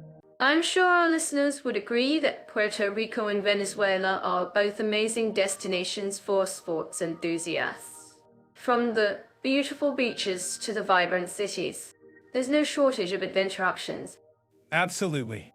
And I'm to dive into the sports scene in both countries. Puerto Rico, for example, is known for its surfing and beach volleyball tournaments. Whoa! I bet our listeners would love to try their hand at surfing in Puerto Rico. I'm actually curious about what our listeners think about this. If you've ever tried surfing in Puerto Rico, let us know in the comments below. And Leo, what about Venezuela? What sports or activities do you think are worth mentioning? Well, Venezuela has a rich sports culture, with a strong focus on baseball and basketball. In fact, the country has produced some amazing baseball players over the years. I wonder if our listeners have any favorite baseball players from Venezuela. Actually, I do. I've heard that Fernando Rodney, the famous baseball player, is from Venezuela. Well, what a legend. And Leo, I've heard that Puerto Rico has some amazing hiking trails, especially in the El Yunque National Forest. Have you ever hiked there? Ah, yes. El Yunque is a beautiful forest, and I've had the chance to hike there a few times. The views are just stunning, and the trails are well marked and easy to follow. I wonder if our listeners have any favorite hiking spots in Puerto Rico. That's a great question, Leo. And speaking of hiking, I've heard that Venezuela has some amazing opportunities for rock climbing and rappelling. Well, I bet our listeners would love to try their hand at rock climbing in Venezuela. Absolutely. And I've heard that the country has some of the best rock climbing spots in the world. The Andes mountain range offers some amazing opportunities for adventure seekers. I wonder if our listeners have any favorite adventure sports or activities in Venezuela. Actually, I've heard that Puerto Rico has a strong focus on outdoor activities, especially kayaking and paddleboarding. Well, I bet our listeners would love to try their hand at kayaking in Puerto Rico. Ah, yes. Puerto Rico has some amazing kayaking and paddleboarding spots, especially in the bioluminescent Bay in Vallarta. The bay is home to millions of tiny organisms that light up the water, creating a magical experience. I wonder if our listeners have any favorite outdoor activities in Puerto Rico. That's a great question, Leo. And speaking of outdoor activities, I've heard that Venezuela has some amazing opportunities for horseback riding and horse racing. Well, I bet our listeners would love to try their hand at horseback riding in Venezuela. Absolutely. And I've heard that the country has some of the best horseback riding trails in the world. The Andes mountain range offers some amazing opportunities for horseback riding and horse racing. I wonder if our listeners have any favorite horseback riding spots in Venezuela. I'm sure our listeners would agree that both Puerto Rico and Venezuela offer some amazing sports and activity options. From surfing and beach volleyball to hiking and rock climbing, there's no shortage of adventure to be had in both countries. Absolutely. And I'm to continue exploring the sports scene in both countries. If you have any favorite sports or activities in Puerto Rico or Venezuela, please let us know in the comments below. We'd love to hear about your experiences. I'm certain our listeners living in Puerto Rico would agree with me that the island's nightlife is as vibrant as its beaches. From the salsa clubs in San Juan to the laid-back bars in Old Town, there's something for every taste. That's an understatement. Puerto Rico's nightlife is like a never-ending fiesta. I've been to some of the clubs in Candid, and let me tell you, the energy is electric. You can dance the night away to the beat of salsa, reggaeton, or merengue. And don't even get me started on the festivals. Puerto Rico has a rich cultural heritage, and its festivals are a testament to that. From the San Sebastian Street Festival to the Ponce Carnival, there's always something going on. Exactly. And it's not just about the music and dance. Puerto Rico's nightlife is also about the people. The island has a warm and welcoming atmosphere, and you'll find locals and tourists alike coming together to celebrate. That's one of the things I love about Puerto Rico. The island has a way of making you feel like you're part of the community. And the food, oh my god. The food is amazing. You can find everything from traditional dishes like arroz con guandules to modern fusion cuisine. Fusion cuisine is a great point. Puerto Rico's cuisine is a mix of Spanish, African, and indigenous influences, and it's reflected in the food. And let's not forget about the rum. Puerto Rico is famous for its rum, and you'll find it being served in many of the bars and restaurants. Speaking of rum, have you ever tried a paitora? It's a type of homemade rum that's made with a secret recipe. It's a favorite among locals, and it's definitely worth trying. I've had my fair share of paitora, and let me tell you, it's strong, but it's also delicious. And it's not just about the rum. Puerto Rico has a thriving art scene, and you'll find many galleries and museums showcasing local artists. That's one of the things I love about Puerto Rico. The island has a rich cultural heritage, and it's reflected in the art and architecture. And the people. The Puerto Ricans are so warm and welcoming. It's like they're part of your family. Exactly. And it's not just about the people. Puerto Rico's nightlife is also about the experience. You can find everything from outdoor concerts to indoor clubs, and it's all part of the island's vibrant atmosphere. I'm actually curious about what our listeners think about the nightlife in Puerto Rico. Have you guys ever been to a festival or a concert in Puerto Rico? What was your experience like? I'm sure our listeners would agree that the nightlife in Puerto Rico is one of a kind. And if you're planning to visit the island, I recommend checking out some of the local events and festivals. You won't be disappointed. Now, let's compare Puerto Rico's nightlife to Venezuela's. Venezuela has a reputation for being one of the most vibrant countries in the world, and its nightlife is no exception. From the salsa clubs in Caracas to the beach parties in Maracaibo, there's always something going on. That's right. Venezuela's nightlife is like a never-ending party. And it's not just about the music and dance. The country has a rich cultural heritage, and its festivals are a testament to that. From the Carnival de Oruro to the Festival de la Canida, there's always something going on. And don't even get me started on the food. Venezuela has a rich culinary tradition, and its cuisine is a mix of Spanish, African, and indigenous influences. You can find everything from traditional dishes like arroz to modern fusion cuisine. Fusion cuisine is a great point. Venezuela's cuisine is a reflection of the country's rich cultural heritage, and it's reflected in the food. And let's not forget about the arroz. Venezuela is famous for its arroz, and you'll find them being served in many of the restaurants and bars. Speaking of arroz, have you ever tried an arroz de guiso? It's a type of arroz filled with cheese, and it's a favorite among locals. It's definitely worth trying. I've had my fair share of arroz, and let me tell you, they're delicious. And it's not just about the arroz. Venezuela has a thriving art scene, and you'll find many galleries and museums showcasing local artists. That's one of the things I love about Venezuela.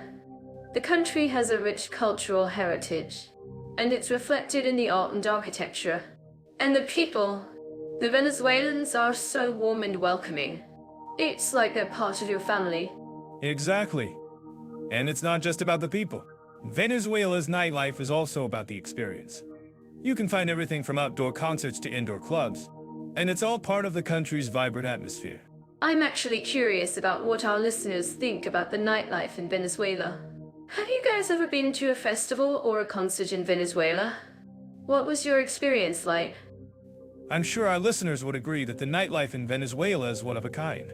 And if you're planning to visit the country, I recommend checking out some of the local events and festivals. You won't be disappointed. So, let's talk about family-friendly environments and children's activities in Puerto Rico and Venezuela. I'm sure our listeners have a lot to share about these topics. I'm curious, have any of you lived in Puerto Rico or Venezuela with your family? Great question. Mira, in both countries, you'll find plenty of beautiful beaches and outdoor spaces perfect for family picnics or games. Puerto Rico's El Yunque National Forest is a great spot for nature lovers, while Venezuela's Angel Falls is a breathtaking sight for kids to marvel at. That's so true. Leo! And speaking of nature, have you noticed how both countries have a strong emphasis on preserving their natural beauty? In Puerto Rico, the government has implemented programs to protect the island's beaches and forests, while in Venezuela, the national parks are a haven for wildlife and outdoor enthusiasts. Exactly. And it's not just about preserving the environment. Both countries have a rich cultural heritage that's perfect for family exploration. In Puerto Rico, you can visit the Castillo San Felipe del Morro, a 16th century fort that's perfect for kids to learn about history. While in Venezuela, the city of Caracas has a vibrant art scene that's great for families to experience. I love how both countries have a strong sense of community and family values. In Puerto Rico, the concept of familismo is deeply ingrained, where family is at the center of everything, while in Venezuela, the idea of amor y familia is a cornerstone of the culture. That's so beautiful. Mira. And it's not just about the cultural values.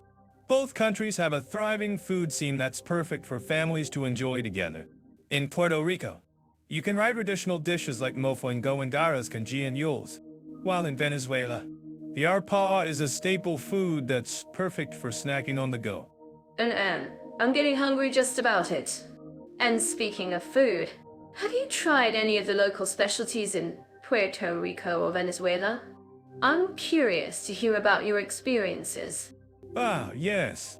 In Puerto Rico, I tried the famous coqui, a coconut-based drink that's perfect for hot summer days. While in Venezuela, I had the best arpa of my life at a local market. It was love at first bite. That sounds amazing. Leo, and I'm sure our listeners would love to hear more about your experiences. If you've tried any of the local specialties in Puerto Rico or Venezuela, please share your stories in the comments below. I'm sure our listeners will have plenty to say about the food scene in both countries. But in all seriousness, Mira, I think what sets both Puerto Rico and Venezuela apart is their strong sense of community and family values. Absolutely. Leo, and it's something that's deeply ingrained in the culture of both countries. Whether it's the concept of familismo in Puerto Rico or the idea of amor y familia in Venezuela, family is at the center of everything. That's so true. Yeah. And it's something that I think is essential for families to experience together. Whether it's exploring the outdoors, trying local foods, or simply spending time together. Both Puerto Rico and Venezuela offer a unique and enriching experience for families. I completely agree, Leo. And I think that's what makes both countries so special. Whether you're a local or a visitor, both Puerto Rico and Venezuela have something to offer families.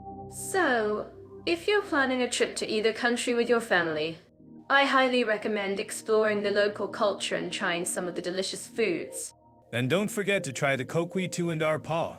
Mira, seriously though, both countries have a lot to offer families. And I think our listeners will agree that they're both great destinations for family-friendly activities. Absolutely. And I'm sure our listeners will have plenty to say about their experiences in Puerto Rico and Venezuela. So, let's hear from you. What are your favorite family-friendly activities in either country? Well, I think we've covered a lot of ground. Mira, but in all seriousness, I think what's most important is that families spend quality time together. whether it's exploring the outdoors or trying local foods. That's so true. Leo. And I think that's what makes both Puerto Rico and Venezuela such great destinations for families. Whether you're looking for adventure, culture, or simply a relaxing vacation, both countries have something to offer. And don't forget to try the local specialties.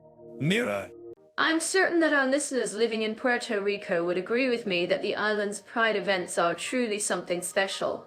The vibrant atmosphere, the colorful parades, and the sense of community that comes together to celebrate diversity is just amazing. I couldn't agree more. Mira, Puerto Rico's pride events are definitely one of the highlights of the year.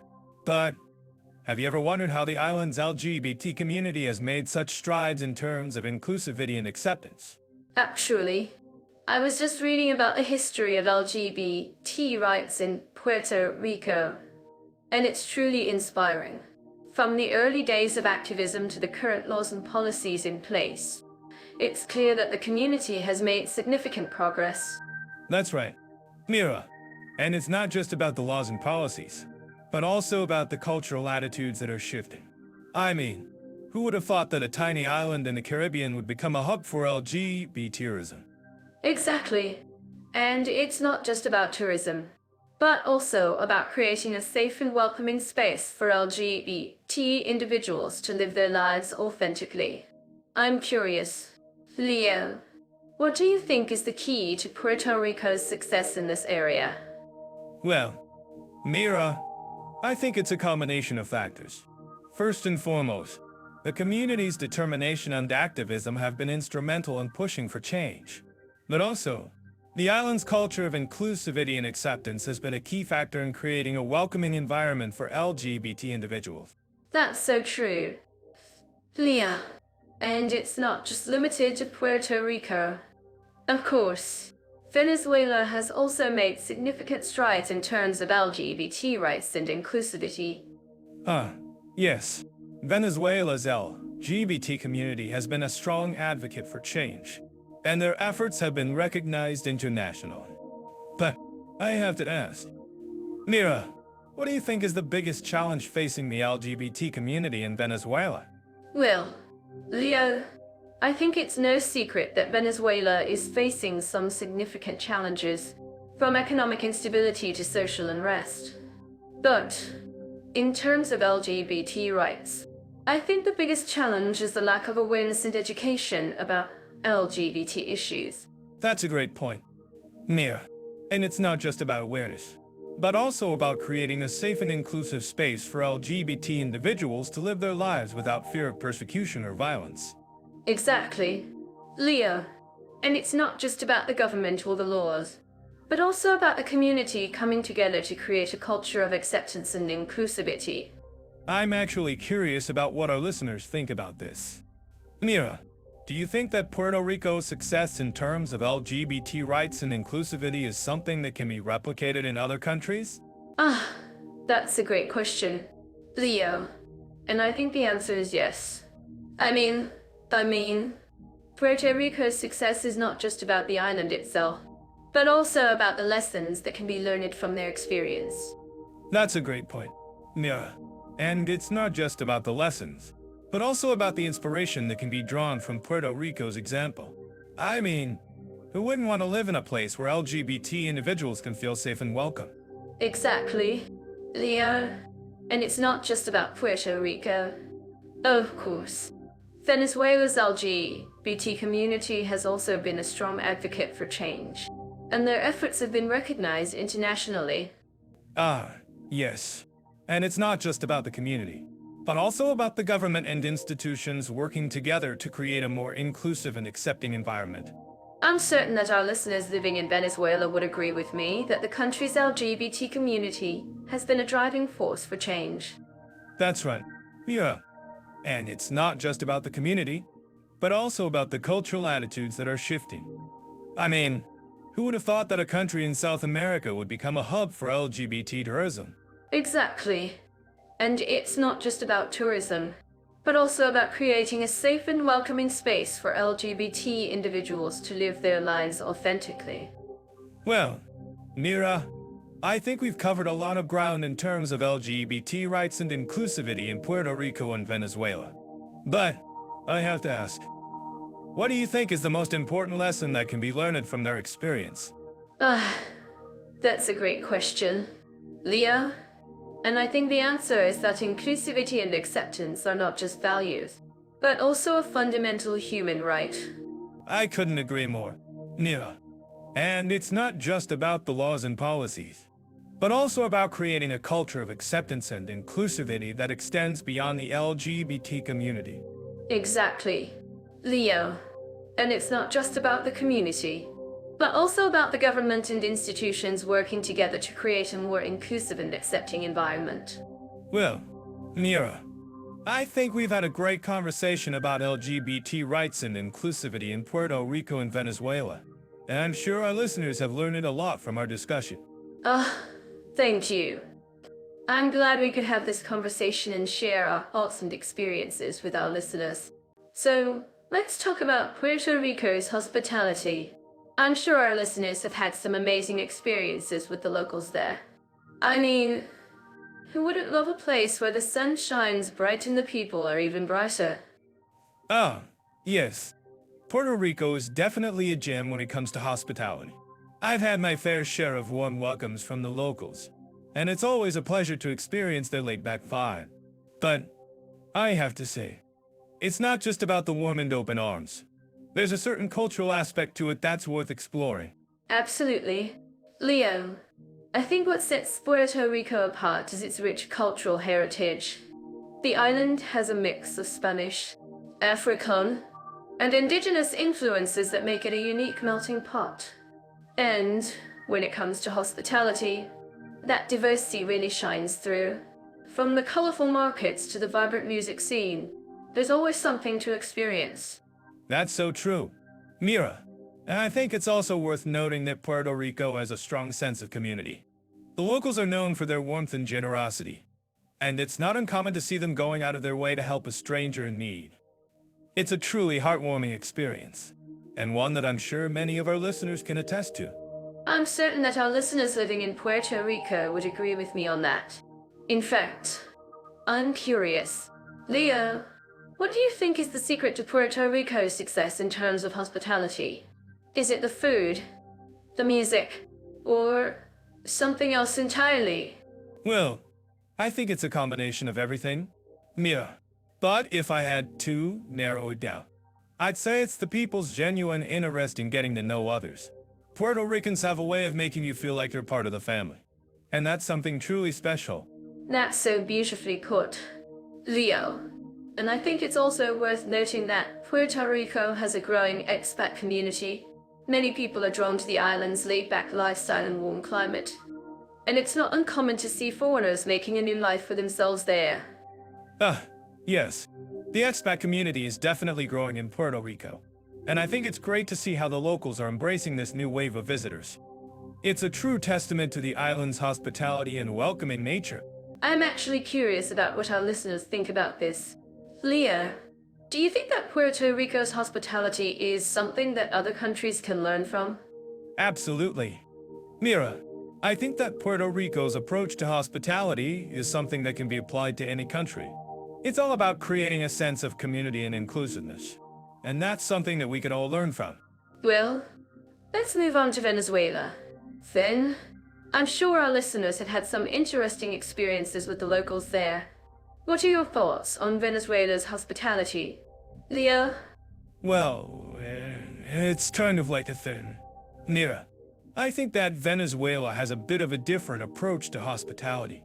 While the locals are certainly warm and welcoming, there's also a sense of reserve that's worth noting. It's not uncommon to see Venezuelans be more formal and reserved with strangers. But once you build a relationship with them, they can be some of the most loyal and supportive friends you'll ever have. I see what you mean, Leo. And I think it's also worth noting that Venezuela has a rich cultural heritage of its own. From the vibrant music scene to the stunning natural beauty of the country, there's always something to experience. Absolutely. Mira, and I think it's also worth noting that Venezuela has a strong sense of community, particularly in the smaller towns and villages. The locals are known for their warmth and generosity, and it's not uncommon to see them going out of their way to help a stranger in need. I'm curious. Leah, what do you think is the biggest challenge facing Venezuela in terms of hospitality? Is it the economic situation, the cultural differences, or something else entirely? Well, Mira, I think that the biggest challenge facing Venezuela is the economic situation. The country has been going through a tough time, and that's had a significant impact on the locals' ability to welcome and support visitors. I see what you mean. Leo. And I think it's also worth noting that Venezuela has a growing expat community. Just like Puerto Rico, many people are drawn to the country's rich culture and stunning natural beauty. And it's not uncommon to see foreigners making a new life for themselves there. Ah, yes. The expat community is definitely growing in Venezuela. And I think it's great to see how the locals are embracing this new wave of visitors. It's a true testament to the country's hospitality and welcoming nature. I'm actually curious about what our listeners think about this. Leo, do you think that Venezuela's hospitality is something that other countries can learn from? Absolutely. Mira, I think that Venezuela's approach to hospitality is something that can be applied to any country. It's all about creating a sense of community and inclusiveness. And that's something that we can all learn from. Well, I think that's a great note to end on. Thank you for sharing your insights on hospitality and attitudes towards foreigners in both Puerto Rico and Venezuela. I'm sure our listeners have learned a lot from our conversation. The pleasure is all mine, Mira, and I think it's safe to say that both Puerto Rico and Venezuela have a lot to offer when it comes to hospitality and cultural experiences. Puerto Rico's internet infrastructure is quite impressive, with high-speed connections available across the island. In fact, it's one of the most connected places in the Caribbean. That's true, and it's not hard to see why. Puerto Rico has invested heavily in its digital infrastructure, with a focus on fiber optic networks and 4G coverage. I'm sure our listeners living in Puerto Rico would agree that having fast and reliable internet is a must. Absolutely. And it's not just about the infrastructure. Puerto Rico also has a thriving tech scene, with many startups and entrepreneurs calling the island home. In fact, San Juan has been named one of the top cities for startups in the world. Wow, that's impressive. I've heard that Puerto Rico's tech industry is growing rapidly, with many companies focusing on areas like healthcare, finance, and education. It's no wonder that the island is becoming a hub for digital nomads and remote workers. That's right. And it's not just about the business opportunities. Puerto Rico's natural beauty and cultural heritage make it an attractive destination for tourists and digital nomads alike. In fact, many people come to the island to experience the vibrant arts and culture scene, as well as the delicious cuisine. I'm curious. Mira, have you ever tried the local cuisine? I've heard that Puerto Rican food is a fusion of Spanish, African, and indigenous flavors. Oh, yes. I've had my fair share of arroz con guandoules, empandas, and mofongo. And let me tell you, it's delicious. But I'm sure our listeners are curious about the digital landscape in Venezuela, which is our second country for this topic. Yes, of course. Venezuela's internet infrastructure is quite different from Puerto Rico's, with slower speeds and more limited connectivity. However, the country is also home to a thriving tech community, with many entrepreneurs and startups working to develop innovative solutions. That's right. And it's not just about the tech industry. Venezuela's digital landscape is also shaped by the country's unique cultural and historical context. For example, the island of Margarita has a rich tradition of digital art and innovation, with many artists and musicians using technology to create new forms of expression. I'm impressed. Mira, I didn't know that about Margarita. It's always fascinating to see how technology can be used to preserve and promote cultural heritage. Exactly. And it's not just about the cultural significance. Technology can also be used to improve people's lives in practical ways. For example, in Venezuela, there are many initiatives using digital platforms to provide access to healthcare, education, and other essential services. That's amazing. I'm sure our listeners would be interested in learning more about these initiatives. Perhaps we can explore some of the specific examples and projects that are making a positive impact in Venezuela. Absolutely. I think it would be fascinating to delve deeper into the digital landscape of Venezuela and explore some of the innovative solutions being developed there. Agreed. And who knows? Maybe our listeners will have some insights or suggestions to share with us. After all, as digital nomads and remote workers, they are living examples of how technology can facilitate modern living. Exactly. And it's always great to hear from our listeners and learn from their experiences. So let's hear from you, our listeners. Do you have any thoughts or comments on the digital landscape of Puerto Rico and Venezuela? I'm loving the idea of exploring shopping opportunities and price-performance balance in Puerto Rico and Venezuela. The vibrant markets, bustling streets, and cultural flair are just a few things that make these countries' shopping experiences so unique. Absolutely. Mira, both countries offer a fascinating blend of traditional and modern retail experiences. From the colorful streets of Old San Juan in Puerto Rico to the bustling markets of Caracas in Venezuela, there's something for every shopper. I'm certain that our listeners living in Puerto Rico would agree with me that the island's shopping scene is a treasure trove of hidden gems.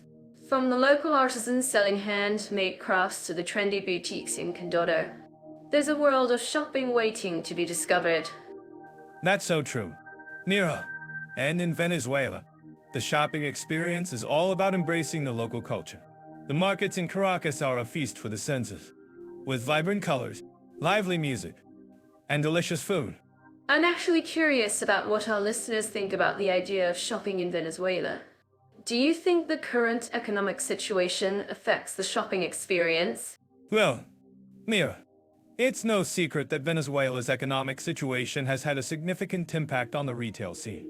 However, I think that's what makes shopping in Venezuela so exciting. You have to navigate the challenges and find the hidden gems. I love that attitude. Leo? And speaking of hidden gems, have you heard about the famous street art scene in Old San Juan? It's a must-see for any shopper or art lover. Ah, yes. I've heard about it. Mira, and I'm dying to check it out. The street art in Old San Juan is a reflection of the island's vibrant culture and creativity. Exactly. And in Venezuela, the street art scene is also thriving. The murals in Caracas are a testament to the country's rich cultural heritage. That's so cool. Mira, and I think it's worth noting that both countries have a strong focus on local craftsmanship and handmade products. The shopping experience in Puerto Rico and Venezuela is all about supporting local artisans and small businesses. I couldn't agree more. Leo, and speaking of supporting local artisans, have you tried any of the local foods or drinks in Venezuela? Ah, yes. I've tried the famous arpa, and it's delicious. And in Puerto Rico, I've tried the local coffee, which is amazing. I'm glad you enjoyed it. Leo! And I'm sure our listeners would love to know more about the local cuisine in both countries. Maybe we can do a future episode on food and drink in Puerto Rico and Venezuela. That sounds like a great idea. Mira, and I think it's worth noting that both countries have a strong focus on community and social responsibility in their shopping experiences. Absolutely. Leo, and I think that's what makes shopping in Puerto Rico and Venezuela so unique. It's not just about buying products. It's about supporting the local community and culture. Well said, Mira. And I think that's a great note to end on.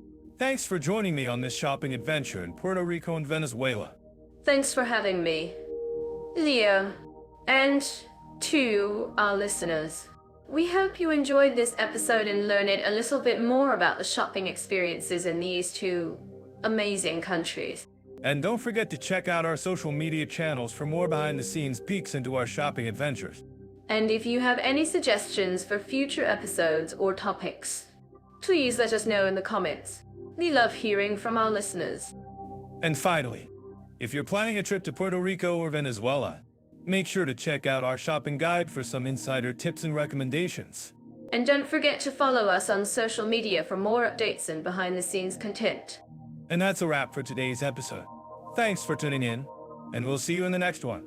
Puerto Rico is known for its vibrant cultural scene, with festivals like the San Sebastian Street Festival in Old San Juan, which showcases traditional music, dance, and food. These events bring the community together, celebrating the island's rich heritage. It's like a big party, and everyone's invited. That's fantastic. Mira, Venezuela, on the other hand, has its own unique festivals, like the Fiestas de la Canida, which honors the Virgin of Canida, a revered figure in Venezuelan culture. The festivities include traditional music, dance, and street food, all set to the rhythm of the Andean drums. It's a celebration that's deeply rooted in the country's history and traditions. I love how both countries have a strong emphasis on traditional music and dance. In Puerto Rico, you can find the unique rhythms of bomba and plena, while in Venezuela, the Andean music is a staple. It's amazing how music can bring people together across cultures and borders.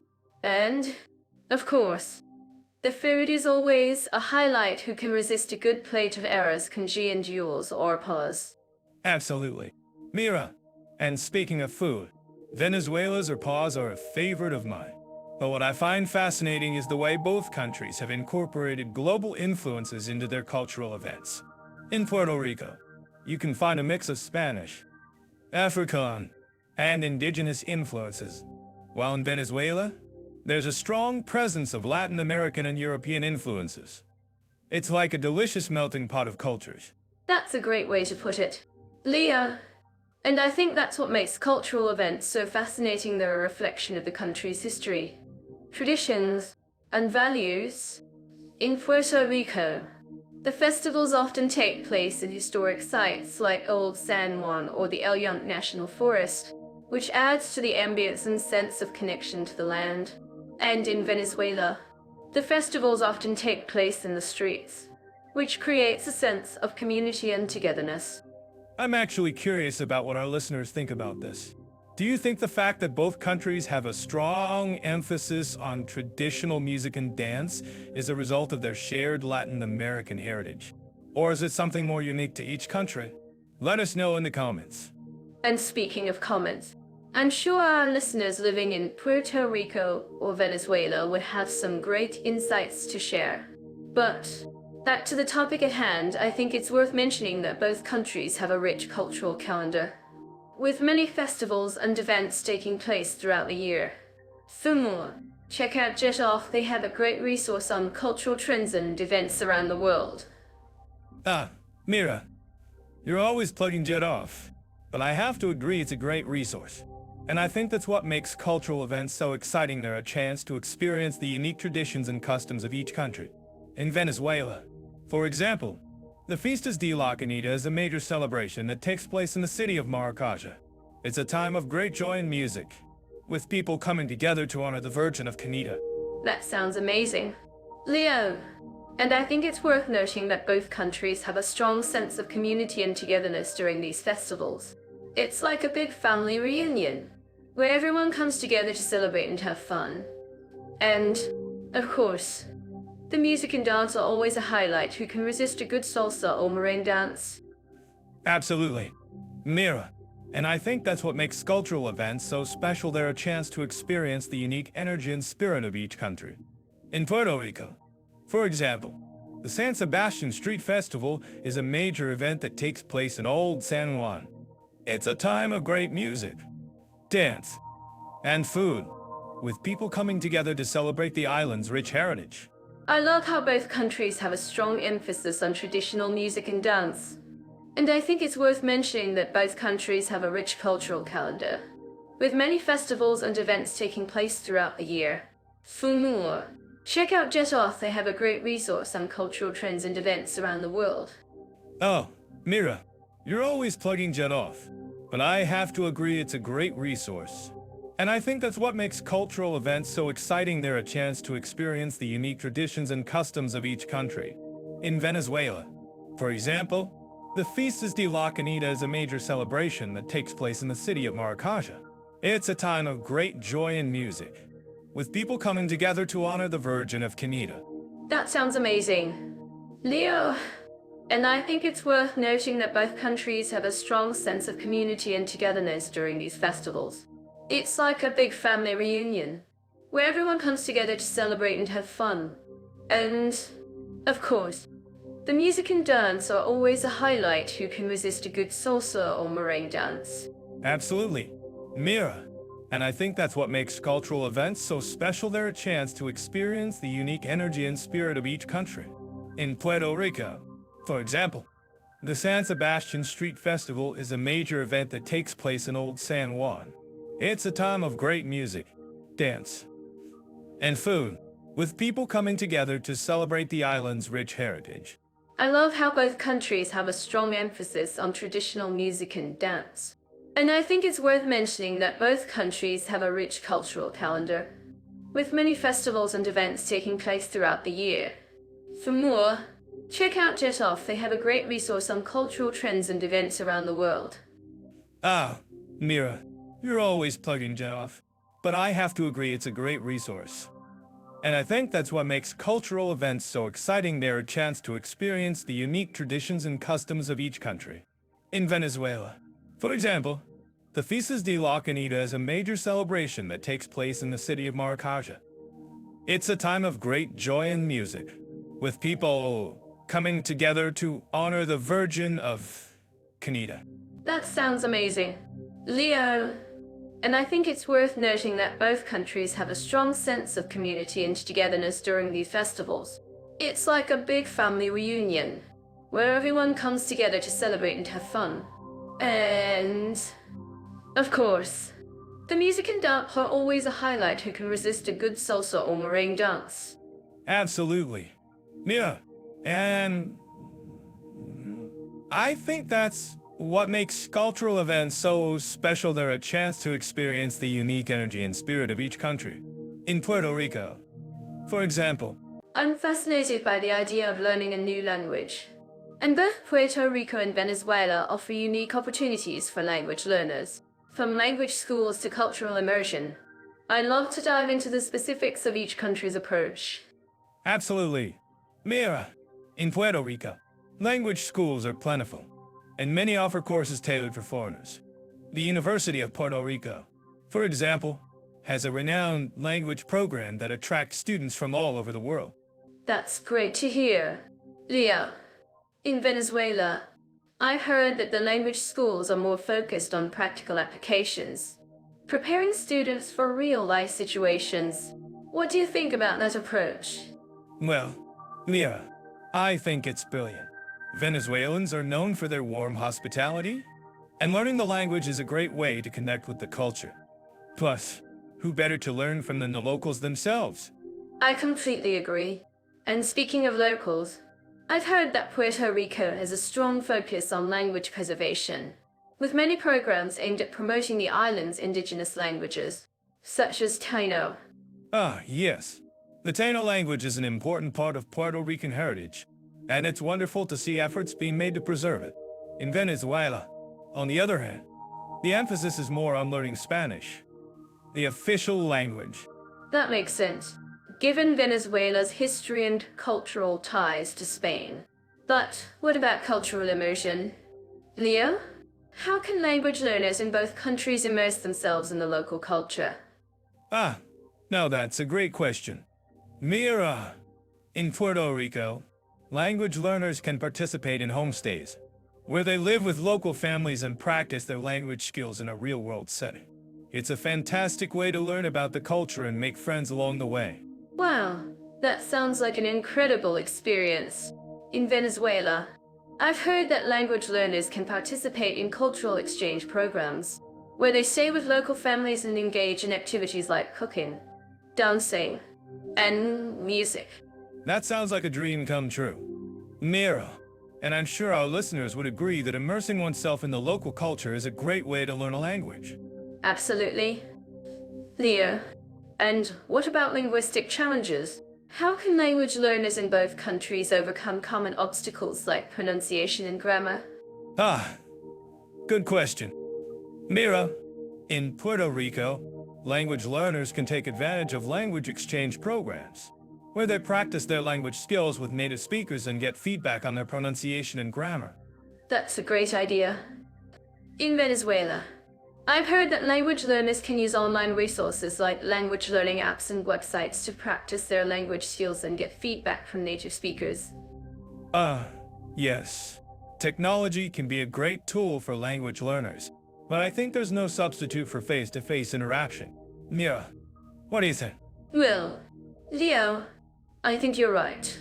Face-to-face interaction is essential for language learning, and both countries offer plenty of opportunities for language learners to practice their skills with native speakers. I'm glad we agree on that. Mira, and speaking of face-to-face interaction, I'm curious to know, have our listeners had any experiences with language learning in Puerto Rico or Venezuela? Do share your stories in the comments below. Oh, Leo, you're always encouraging our listeners to share their experiences. And speaking of experiences, I'm curious to know what's the most challenging part of learning a new language. In your opinion? Good question. Mira, I think the most challenging part of learning a new language is probably the grammar and pronunciation. But with practice and dedication, I'm sure anyone can overcome those challenges. Absolutely. Leo, and speaking of challenges, I'm sure our listeners would agree that learning a new language is a rewarding experience, despite the challenges. What do you think? I think you're right. Mira, learning a new language is a fantastic way to expand one's cultural horizons and connect with others. And who knows? Maybe one day our listeners will be speaking like locals in Puerto Rico or Venezuela. Dive into the world of Puerto Rico and Venezuela. Two countries that have a lot to offer, especially when it comes to safety and comfort for women travelers. I'm sure our listeners living in these countries would agree with me that it's essential to feel safe while exploring new places. Absolutely. Mira, who wants to worry about their safety when they're trying to enjoy the beautiful beaches and vibrant culture of these countries? In Puerto Rico, for example, the island has a reputation for being very welcoming to tourists, and women travelers in particular. That's right, Leo. And I've heard that the Puerto Rican people are known for their hospitality. But let's not forget about the numbers, shall we? According to some statistics, Puerto Rico has a lower rate of violent crime compared to other Caribbean islands. Yes, but it's also worth noting that Venezuela has made significant strides in recent years to improve safety for women travelers. The government has implemented various measures to reduce crime and increase security, especially in tour areas. That's a great point, Leo. And I'm sure our listeners would love to hear more about the community initiatives that are working to make these countries safer for women. In Puerto Rico, for instance, there are several organizations that offer self-defense classes and workshops for women. That's fantastic. And in Venezuela, I've heard that there are also many community-led initiatives that focus on empowering women and promoting gender equality. These initiatives often include programs that teach women how to protect themselves and their communities from violence. I'm curious. Theo, what do you think sets Puerto Rico apart from other Caribbean islands in terms of safety for women travelers? Well, I think it's a combination of factors. Mira, first and foremost, the island has a strong focus on tourism, which means that there are many resources available to support visitors, including women travelers. Additionally, the Puerto Rican people are known for their warm hospitality and welcoming nature, which makes it easier for women to feel safe and comfortable. That's so true. Leo, and I've also heard that Puerto Rico has a relatively low crime rate compared to other countries in the region. But what about Venezuela? How does the country's safety record compare to Puerto Rico's? Venezuela is a bit more complex. Mira, while the country has made progress in recent years to improve safety, there are still some areas that are considered high risk for women travelers. However, with proper planning and precautions, women can still have a safe and enjoyable trip to Venezuela. I see what you mean. And I'm sure our listeners would appreciate any tips or advice you have for women travelers visiting Venezuela. Well, Mira, I would say that one of the most important things is to do your research and stay informed about the current situation in Venezuela. Additionally, it's always a good idea to stay in well-lit populated areas, especially at night. That's great advice, Leo. And I'm sure our listeners would also appreciate any recommendations for women-friendly accommodations and transportation in Venezuela. Yes. There are many wonderful hotels and resorts in Venezuela that cater specifically to women travelers. And in terms of transportation, I would recommend using reputable taxi services or ride-sharing apps to get around. I'm curious. Leo, what do you think is the biggest misconception about Venezuela when it comes to safety for women travelers? That's a great question. Mira, I think one of the biggest misconceptions is that Venezuela is a very dangerous place for women. While it's true that there are areas of high crime, there are also many safe and welcoming areas for women to explore. I see what you mean, Leo. And I'm sure our listeners would appreciate any final thoughts or recommendations you have for women travelers visiting Puerto Rico and Venezuela. Well, Mira, I would say that both countries offer a unique and enriching experience for women travelers. With proper planning and precautions, women can have a safe and enjoyable trip to both Puerto Rico and Venezuela. That's a great summary, Leo. And I'm sure our listeners would agree that safety and comfort are essential for any travel experience. Thanks for sharing your insights and expertise with us today. It was my pleasure. Mira, and I'm sure our listeners would love to hear more about their experiences and tips for traveling in Puerto Rico and Venezuela. Feel free to share your stories and advice in the comments below. And don't forget to subscribe to our channel for more travel tips and advice from around the world. We'll see you in the next episode. And if you have any questions or topics you'd like to discuss, please don't hesitate to reach out to us. Until next time, adios and hasta luego. So, when it comes to the legal system, individual rights, and freedoms in Puerto Rico and Venezuela, there's a lot to unpack. I'm curious. Leo, what's your take on how these countries balance constitutional protections with everyday practices? Well, Mira, I think it's fascinating to explore how these countries' unique histories and cultures shape their legal landscapes. Puerto Rico, being a U.S. territory, has a more developed system of laws and institutions, whereas Venezuela's system is more influenced by its Latin American heritage. That's a great point, Leo. And I think it's interesting to note that Puerto Rico has a more developed system of laws, but it's still a U.S. territory, which means it's subject to U.S. federal laws and courts. I'm curious, what do you think about the implications of this for individual rights and freedoms in Puerto Rico? Yes, that's a great question. Mira, I think it's a double-edged sword. On the one hand, Puerto Rico's proximity to the U.S. means that it has access to a more developed system of laws and institutions, which can provide greater protection for individual rights and freedoms. On the other hand, it also means that Puerto Rico is subject to U.S. federal laws and courts, which can be a challenge for the island's autonomy. I see what you mean, Leo. And I think it's also worth noting that Venezuela's system of laws is more influenced by its Latin American heritage, which can make it more challenging to navigate. But at the same time, it's also a more participatory system, with a stronger emphasis on community and social justice. I'm curious, what do you think about the role of community and social justice in Venezuela's legal system? Yes, that's a great point. Mira, I think it's fascinating to see how Venezuela's system of laws is more influenced by its Latin American heritage, which emphasizes community and social justice. But at the same time, it's also a more challenging system to navigate, with a stronger emphasis on state control and regulation. I see what you mean, Leo. And I think it's also worth noting that both countries have faced challenges in terms of corruption and human rights abuses. I'm curious, what do you think about the role of corruption in undermining individual rights and freedoms in these countries? Yes, that's a great question. Mira, I think corruption is a major challenge in both countries, and it can have a profound impact on individual rights and freedoms. In Venezuela, Corruption has led to a breakdown in the rule of law and erosion of trust in institutions. In Puerto Rico, corruption has led to a lack of transparency and accountability in government, which can undermine individual rights and freedoms. I see what you mean. And I think it's also worth noting that both countries have made efforts to address corruption and promote transparency and accountability. I'm curious, what do you think about the impact of these efforts on individual rights and freedoms? Yes. That's a great question.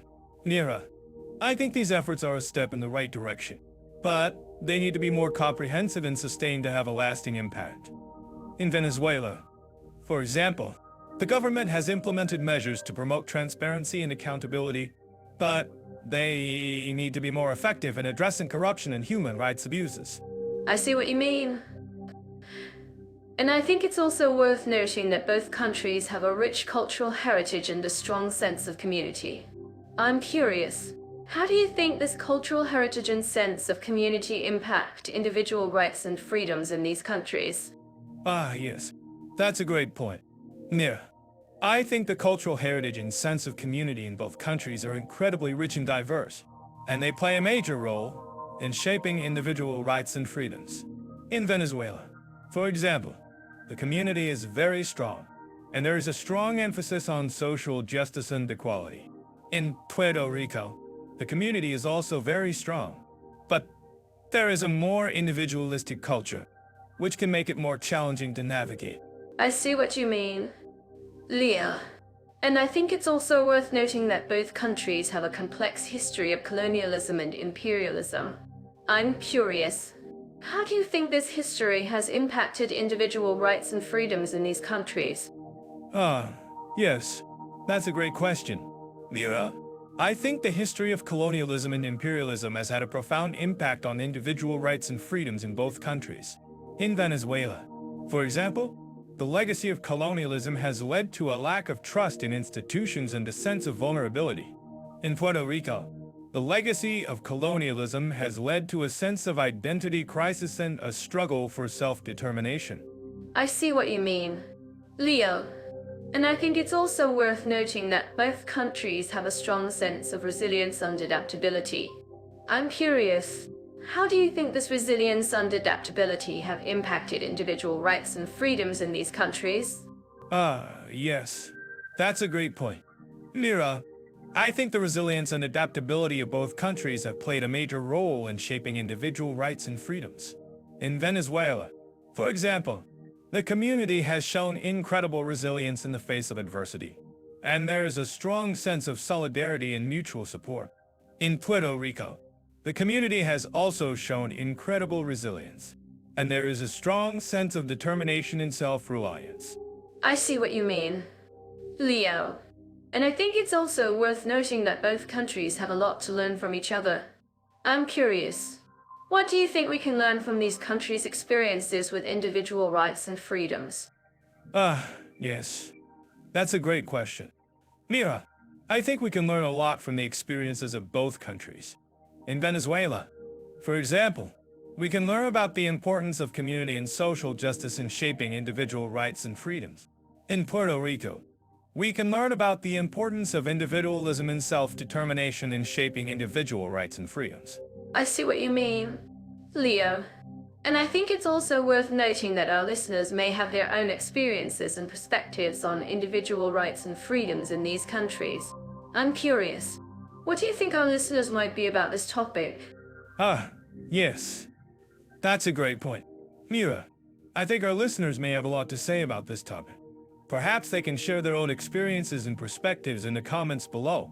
So, we're diving into spa, healthy living, and relaxation opportunities into countries. Our first stop is Puerto Rico. I'm to share with you the beautiful beaches, lush rainforests, and vibrant culture that make it a nation for wellness enthusiasts. Puerto Rico.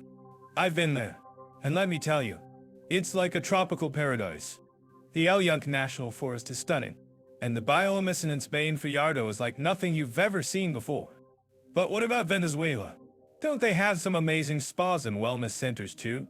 Actually, Leo, Venezuela is known for its luxurious spas and resorts, particularly in the state of Aragua. The hot springs and thermal waters are said to have healing properties, and the scenery is breathtaking. But what I'm curious about is how the locals approach wellness and relaxation.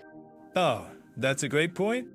Mira, in Venezuela, I've noticed that people prioritize family and social connections, which is reflected in their approach to wellness. They often gather with loved ones to share meals and enjoy each other's company, which is a beautiful way to cultivate a sense of community and connection. That's so true. And speaking of food, Puerto Rico is famous for its delicious cuisine, which is heavily influenced by its Spanish and African heritage. The local dishes like mofongo and arroz con guandules are not only delicious, but also packed with nutrients. I'm craving mofongo now. But seriously, Mira, the food in Puerto Rico is amazing.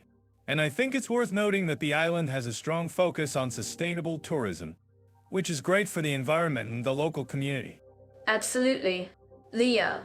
And Venezuela has its own unique approach to sustainable tourism. The country is home to the Orinoco Delta, which is one of the most biodiverse places on the planet. Visitors can take boat tours and stay in eco-lodges that support local conservation efforts. Wow, that sounds incredible. And I'm sure our listeners would love to know more about the wellness retreats and spas in Venezuela. Can you tell us more about them, Mira? Of course. Venezuela has a rich tradition of holistic wellness. With a focus on natural remedies and spiritual practices, the spas and wellness centers often offer treatments like reflexology, aromatherapy, and energy healing, which are designed to balance the body and mind. That sounds amazing. Mira, and I'm sure our listeners are curious about the cost of these wellness retreats and spas. Are they affordable? Or are they more expensive? Well, Leo, the cost can vary depending on the location and the type of treatment. But, generally speaking, the wellness retreats and spas in Venezuela are relatively affordable, especially compared to some of the high-end resorts in Puerto Rico. Ah, that's good to know. And I think it's worth noting that both countries have a strong focus on community and social connections, which is reflected in their approach to wellness. It's not just about individual relaxation. It's about building connections with others and cultivating a sense of community. Exactly. And I think that's something that our listeners can take away from this conversation. Whether you're in Puerto Rico or Venezuela, the key to wellness is not just about individual relaxation, but about building connections with others and cultivating a sense of community. Absolutely. Mira, and I think we can all learn from the approach to wellness in both countries. It's not just about treating ourselves to a spa day or a massage. It's about cultivating a sense of connection and community. Well, stop it. Folks, thanks for joining us on this journey through Puerto Rico and Venezuela. If you have any questions or comments, please don't hesitate to reach out to us. And don't forget to subscribe to our channel for more content on wellness, travel, and culture. And if you're planning a trip to either of these countries, be sure to check out our other videos on sustainable tourism and eco-lodges. Thanks for tuning in, and we'll see you in the next episode. To dive into the topic of opportunities for religious and spiritual needs in our two countries, Puerto Rico and Venezuela, I'm curious, Leo, how do you think the cultural and historical backgrounds of these countries influence their approach to faith and spirituality? Great question. Mira, I think Puerto Rico's unique blend of Spanish and indigenous cultures has created a fascinating spiritual landscape. You have everything from Catholicism to Santeria, and even some indigenous Dano traditions still alive today. It's like a spiritual melting pot.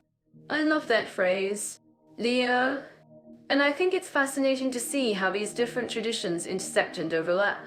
In Puerto Rico, I've noticed that many people seem to combine their Catholic faith with other spiritual practices, like Santeria or folk healing. It's like they're saying, yes, I believe in God, but I also believe in the power of the Orishas. Exactly. And I think that's a beautiful thing.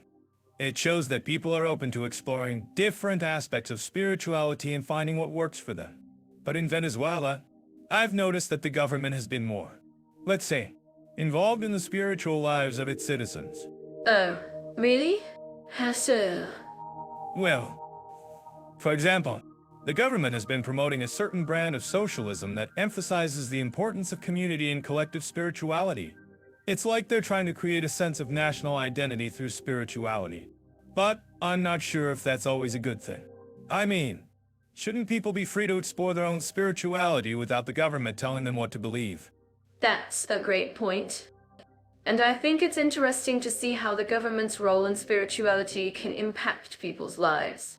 In Puerto Rico, for example, the government has been working to preserve and promote the island's indigenous cultural heritage, including its spiritual traditions.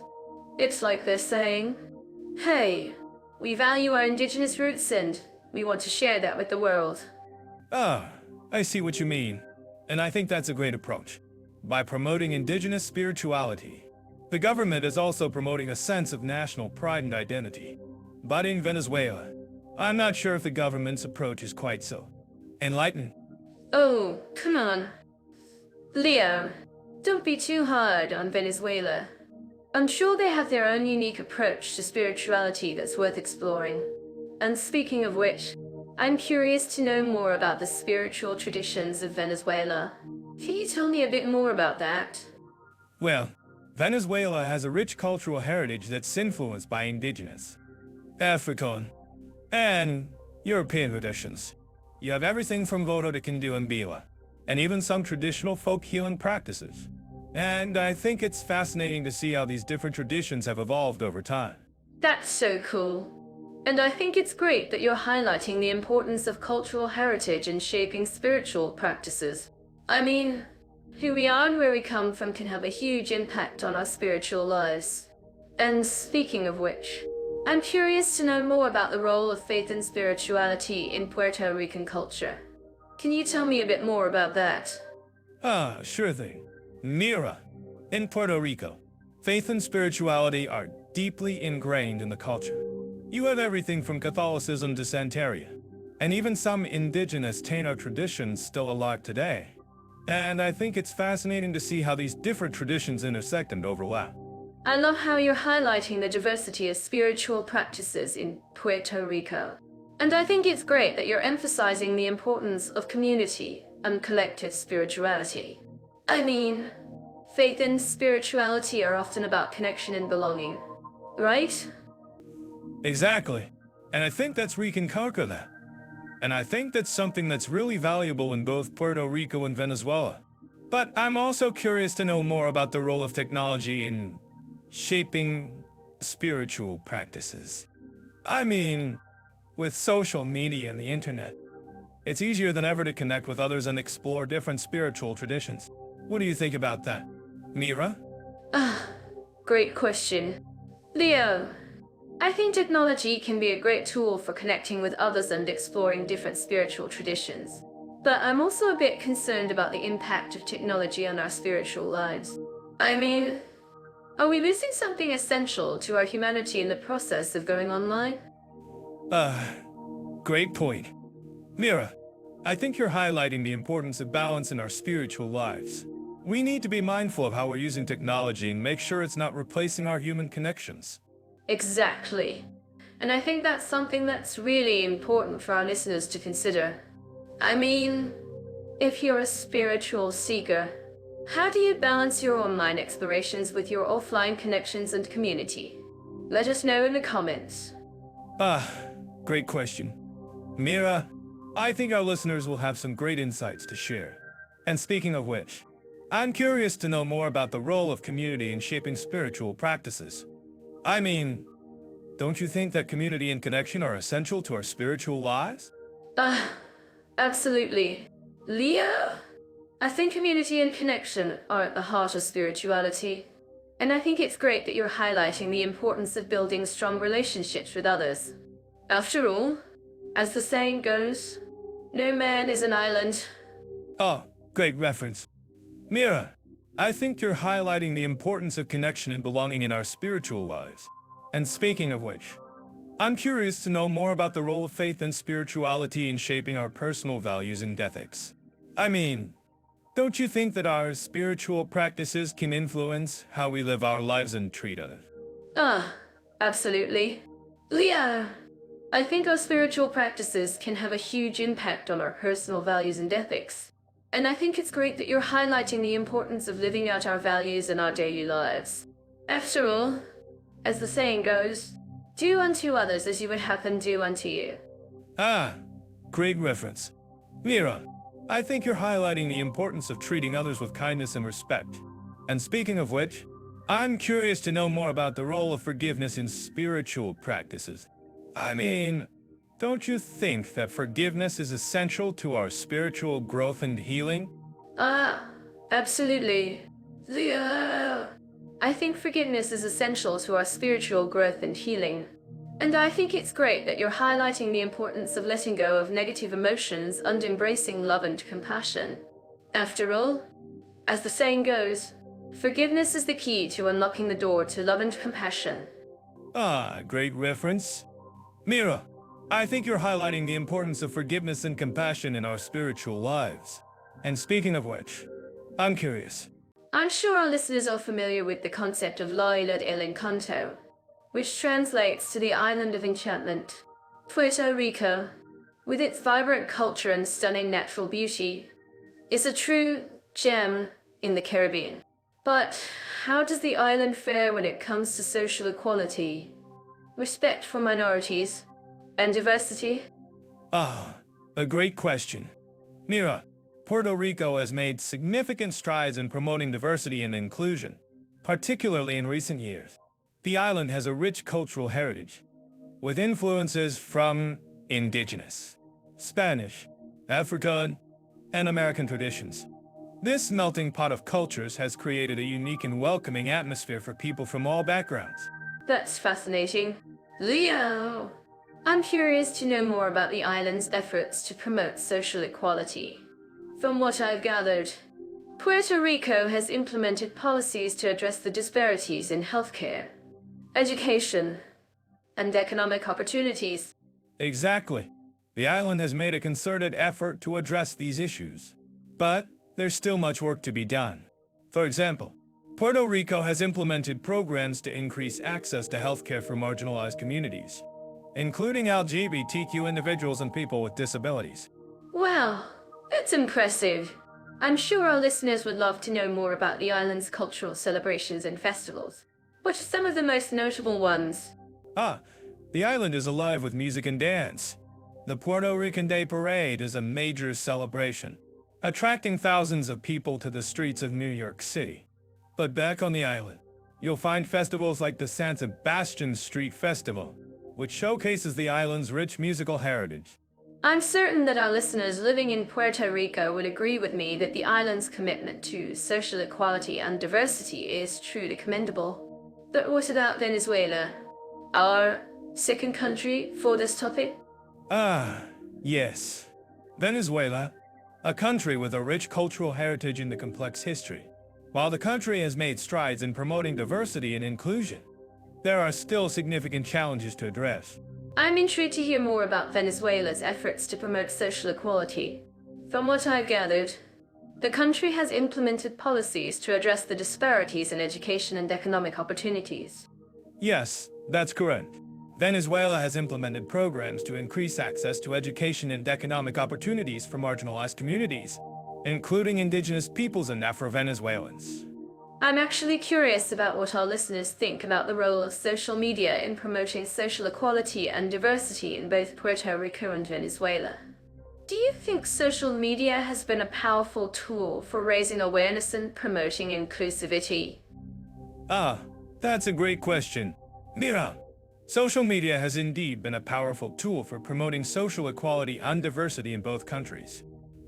However, it's also important to note that social media can sometimes perpetuate negative stereotypes and reinforce existing inequalities. That's a great point.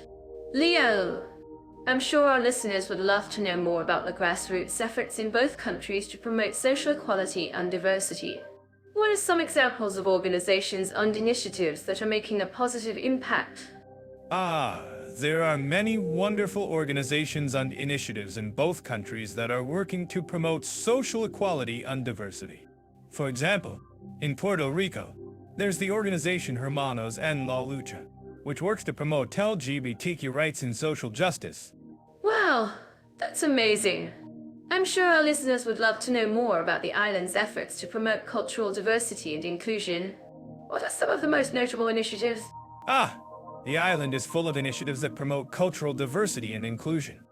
For example, the city of San Juan has implemented a program to provide free English classes to residents, which has helped to promote language, access, and cultural exchange. I'm certain that our listeners would agree with me that both Puerto Rico and Venezuela have made significant strides in promoting social equality and diversity. However, there's still much work to be done to address the challenges and disparities that exist in both countries. Absolutely. Mira, but I'm heartened to see that both countries are committed to promoting social equality and diversity, and that there are many individuals and organizations working tirelessly to make a positive impact. Well, I think that's a great note to end on. Thanks to our listeners for tuning into this episode. And don't forget to like and subscribe to our channel for more content on social equality and diversity in different countries. And if you have any thoughts or comments on this topic, please let us know in the comments section below. We'd love to hear from you. So, let's dive into taxation, retirement, and social rights for long-term immigrants in Puerto Rico and Venezuela. I'm sure our listeners living in these countries have some thoughts on this topic. In Puerto Rico, taxes are structured around the USX system, with some additional local taxes. But, Leo, I've heard that Venezuela has a more complex tax system. That's right. Mira, Venezuela's tax system is indeed complex, with multiple layers of taxes, including income tax, value-added tax, and wealth tax. And, of course, there's the infamous currency exchange tax, which can be a real challenge for long-term immigrants. Yes. Currency exchange rates can be a real headache. But in Puerto Rico, I've heard that the tax system is relatively straightforward. What do you think about the tax incentives for businesses in Puerto Rico? Yes, the tax incentives. Well, Puerto Rico offers a number of tax incentives, including a 4% corporate income tax rate and a 0% tax rate on dividends and interest. But, Mira, I think it's worth noting that these incentives come with some strings attached, such as requirements for job creation and investment in certain industries. That's a great point. Leo, and in Venezuela, I've heard that the tax system is quite different. Instead of a traditional tax system, Venezuela has a system of social contributions that are paid by individuals and businesses. Yes, the social contributions. Well, Mira, it's kind of like a thing. I think it's worth noting that these social contributions are essentially a form of taxation, but with a different name. And, of course, there's the added complexity of trying to navigate the country's currency exchange rates. Yes. Navigating currency exchange rates can be a real challenge. But let's talk about retirement plans in these countries. In Puerto Rico, I've heard that there are a number of retirement plan options available, including 401 plans and individual retirement accounts. That's right, Mira. Puerto Rico offers a number of retirement plan options, including the Puerto Rico Individual Retirement Account and the Puerto Rico 401 plan. And in Venezuela, I've heard that there are also a number of retirement plan options available, including the Venezuelan pension system. Oh, yes, the Venezuelan pension system. Well, Leo, I've heard that it's not as straightforward as the Puerto Rican system. Can you tell us a bit more about it? Well, Mira, I think it's worth noting that the Venezuelan pension system is a bit of a mystery, even for locals. But, in general, it's a system of social security payments that are made by individuals and businesses to support retirees.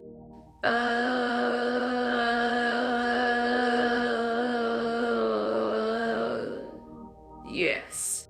A system of social security payments. Well, I'm sure our listeners living in these countries have some thoughts on this topic. Do you think the Venezuelan pension system is more or less generous than the Puerto Rican system? Oh, well. Mira, I think it's worth noting that the Venezuelan pension system is a bit of a mixed bag.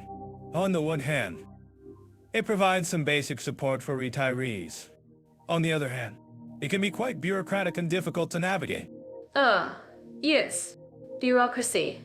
Well, let's talk about social safety nets in these countries. In Puerto Rico, I've heard that there are a number of social safety net programs available, including food assistance and housing assistance. That's right. Mira, Puerto Rico has a number of social safety net programs available, including the Puerto Rico Food Assistance Program and the Puerto Rico Housing Assistance Program. And in Venezuela, I've heard that there are also a number of social safety net programs available, including the Venezuelan Food Assistance Program. Yes. Food assistance programs. Well, Leo, I've heard that the Venezuelan program is a bit more complicated. Can you tell us a bit more about it? Well, Mira, I think it's worth noting that the Venezuelan Food Assistance Program is a bit of a mess. But, in general, it's a program that provides food assistance to low-income individuals and families. Yes. A program that provides food assistance. Well, I'm sure our listeners living in these countries have some thoughts on this topic. Do you think the Venezuelan Food Assistance Program is more or less effective than the Puerto Rican program? Well, Mira, I think it's worth noting that the Venezuelan Food Assistance Program is a bit of a mixed bag. On the one hand, it provides some basic support for low-income individuals and families. On the other hand, it can be quite bureaucratic and difficult to navigate. Yes. Bureaucracy. Well, let's summarize what we've discussed so far. In Puerto Rico, the tax system is relatively straightforward, with a 4% corporate income tax rate and a 0% tax rate on dividends and interest. In Venezuela, the tax system is more complex, with multiple layers of taxes and a system of social contributions. Yes, the tax system in Venezuela. Well, Mira, I think it's worth noting that the tax system in Venezuela is a bit of a challenge for long-term immigrants. But, in general, it's a system that requires some careful planning and navigation. Yes. Careful planning and navigation. Well, I think that's all the time we have for today's episode. Thanks for joining us. And don't forget to like and subscribe for more content. Welcome back to our podcast. And today we're diving into the wonderful world of the rate of meeting specific interests into fascinating countries, Puerto Rico and Venezuela. I'm Mira, and I'm to share this journey with you. That's right, Mira. And I'm Leo, your co-host, here to bring some fun and facts to the table. We're going to explore how these countries cater to niche hobby clubs, specialized events, and community engagement, making it easier for enthusiasts to pursue their passions. So, let's start with Puerto Rico. I'm certain that others living in this country would agree with me that the island has a vibrant cultural scene, rich in music, dance, and art. From salsa to bomba, the rhythms and beats are infectious, and you can't help but want to dance along. I can see you getting into the rhythm. Mira, and yes, Puerto Rico is indeed a haven for music lovers. But what about the more unusual interests? I'm of, say, extreme sports or even competitive eating. Oh, Leo, you're always looking for the extremes, aren't you? Well, I'm happy to report that Puerto Rico has a thriving community of rock climbers, surfers, and even parkour enthusiasts. And as for competitive eating, I'm not sure if there's a specific organization, but I'm sure our listeners can share some stories of eating contests on the island. Well, I'm sure they can. And speaking of food, let's talk about Venezuela. I'm actually curious about what our listeners think about the country's culinary scene. Do you think it's as vibrant as Puerto Rico's? Now that's an interesting question. Leo! Venezuela is indeed known for its rich culinary heritage, with dishes like pabellum criollo and arroz being staples of the country. But I think what's even more fascinating is the country's passion for food festivals and events. Wow, I didn't know that. Food festivals can be such a great way to bring people together and celebrate local flavors. I'm sure our listeners would love to know more about the specific festivals in Venezuela. Well, Leo, I think one of the most popular festivals in Venezuela is the Festival de Vendimia, which celebrates the great harvest. And let me tell you, it's a real spectacle, with music, dance, and of course, plenty of wine and food. Now that sounds like a party. And I'm sure our listeners would love to know more about the festival. Perhaps we can even get some insider tips from our listeners who have attended the festival. Exactly. Leo, we'd love to hear from our listeners about their experiences with the festival. And speaking of insider tips, I think it's worth mentioning that both Puerto Rico and Venezuela have a strong sense of community, which is essential for fostering a culture of meeting specific interests. Absolutely. Yeah. And I think that's one of the things that makes these countries so unique. From the community-driven events to the passion for local culture. It's clear that both Puerto Rico and Venezuela are places where people come together to pursue their passions. Well, that's all the time we have for today. Folks, I'm sure our listeners are already planning their next trip to one of these amazing countries. And don't forget to follow us on Jet Off AI for more episodes like this. Take care and see you in the next one. And don't forget to hit that bell icon to catch our videos the moment they drop. We'd love to hear from you in the comments below. So please share your thoughts and critiques. Until next time, adios and hasta luego. Warmest wishes from us. And we'll be back soon with more.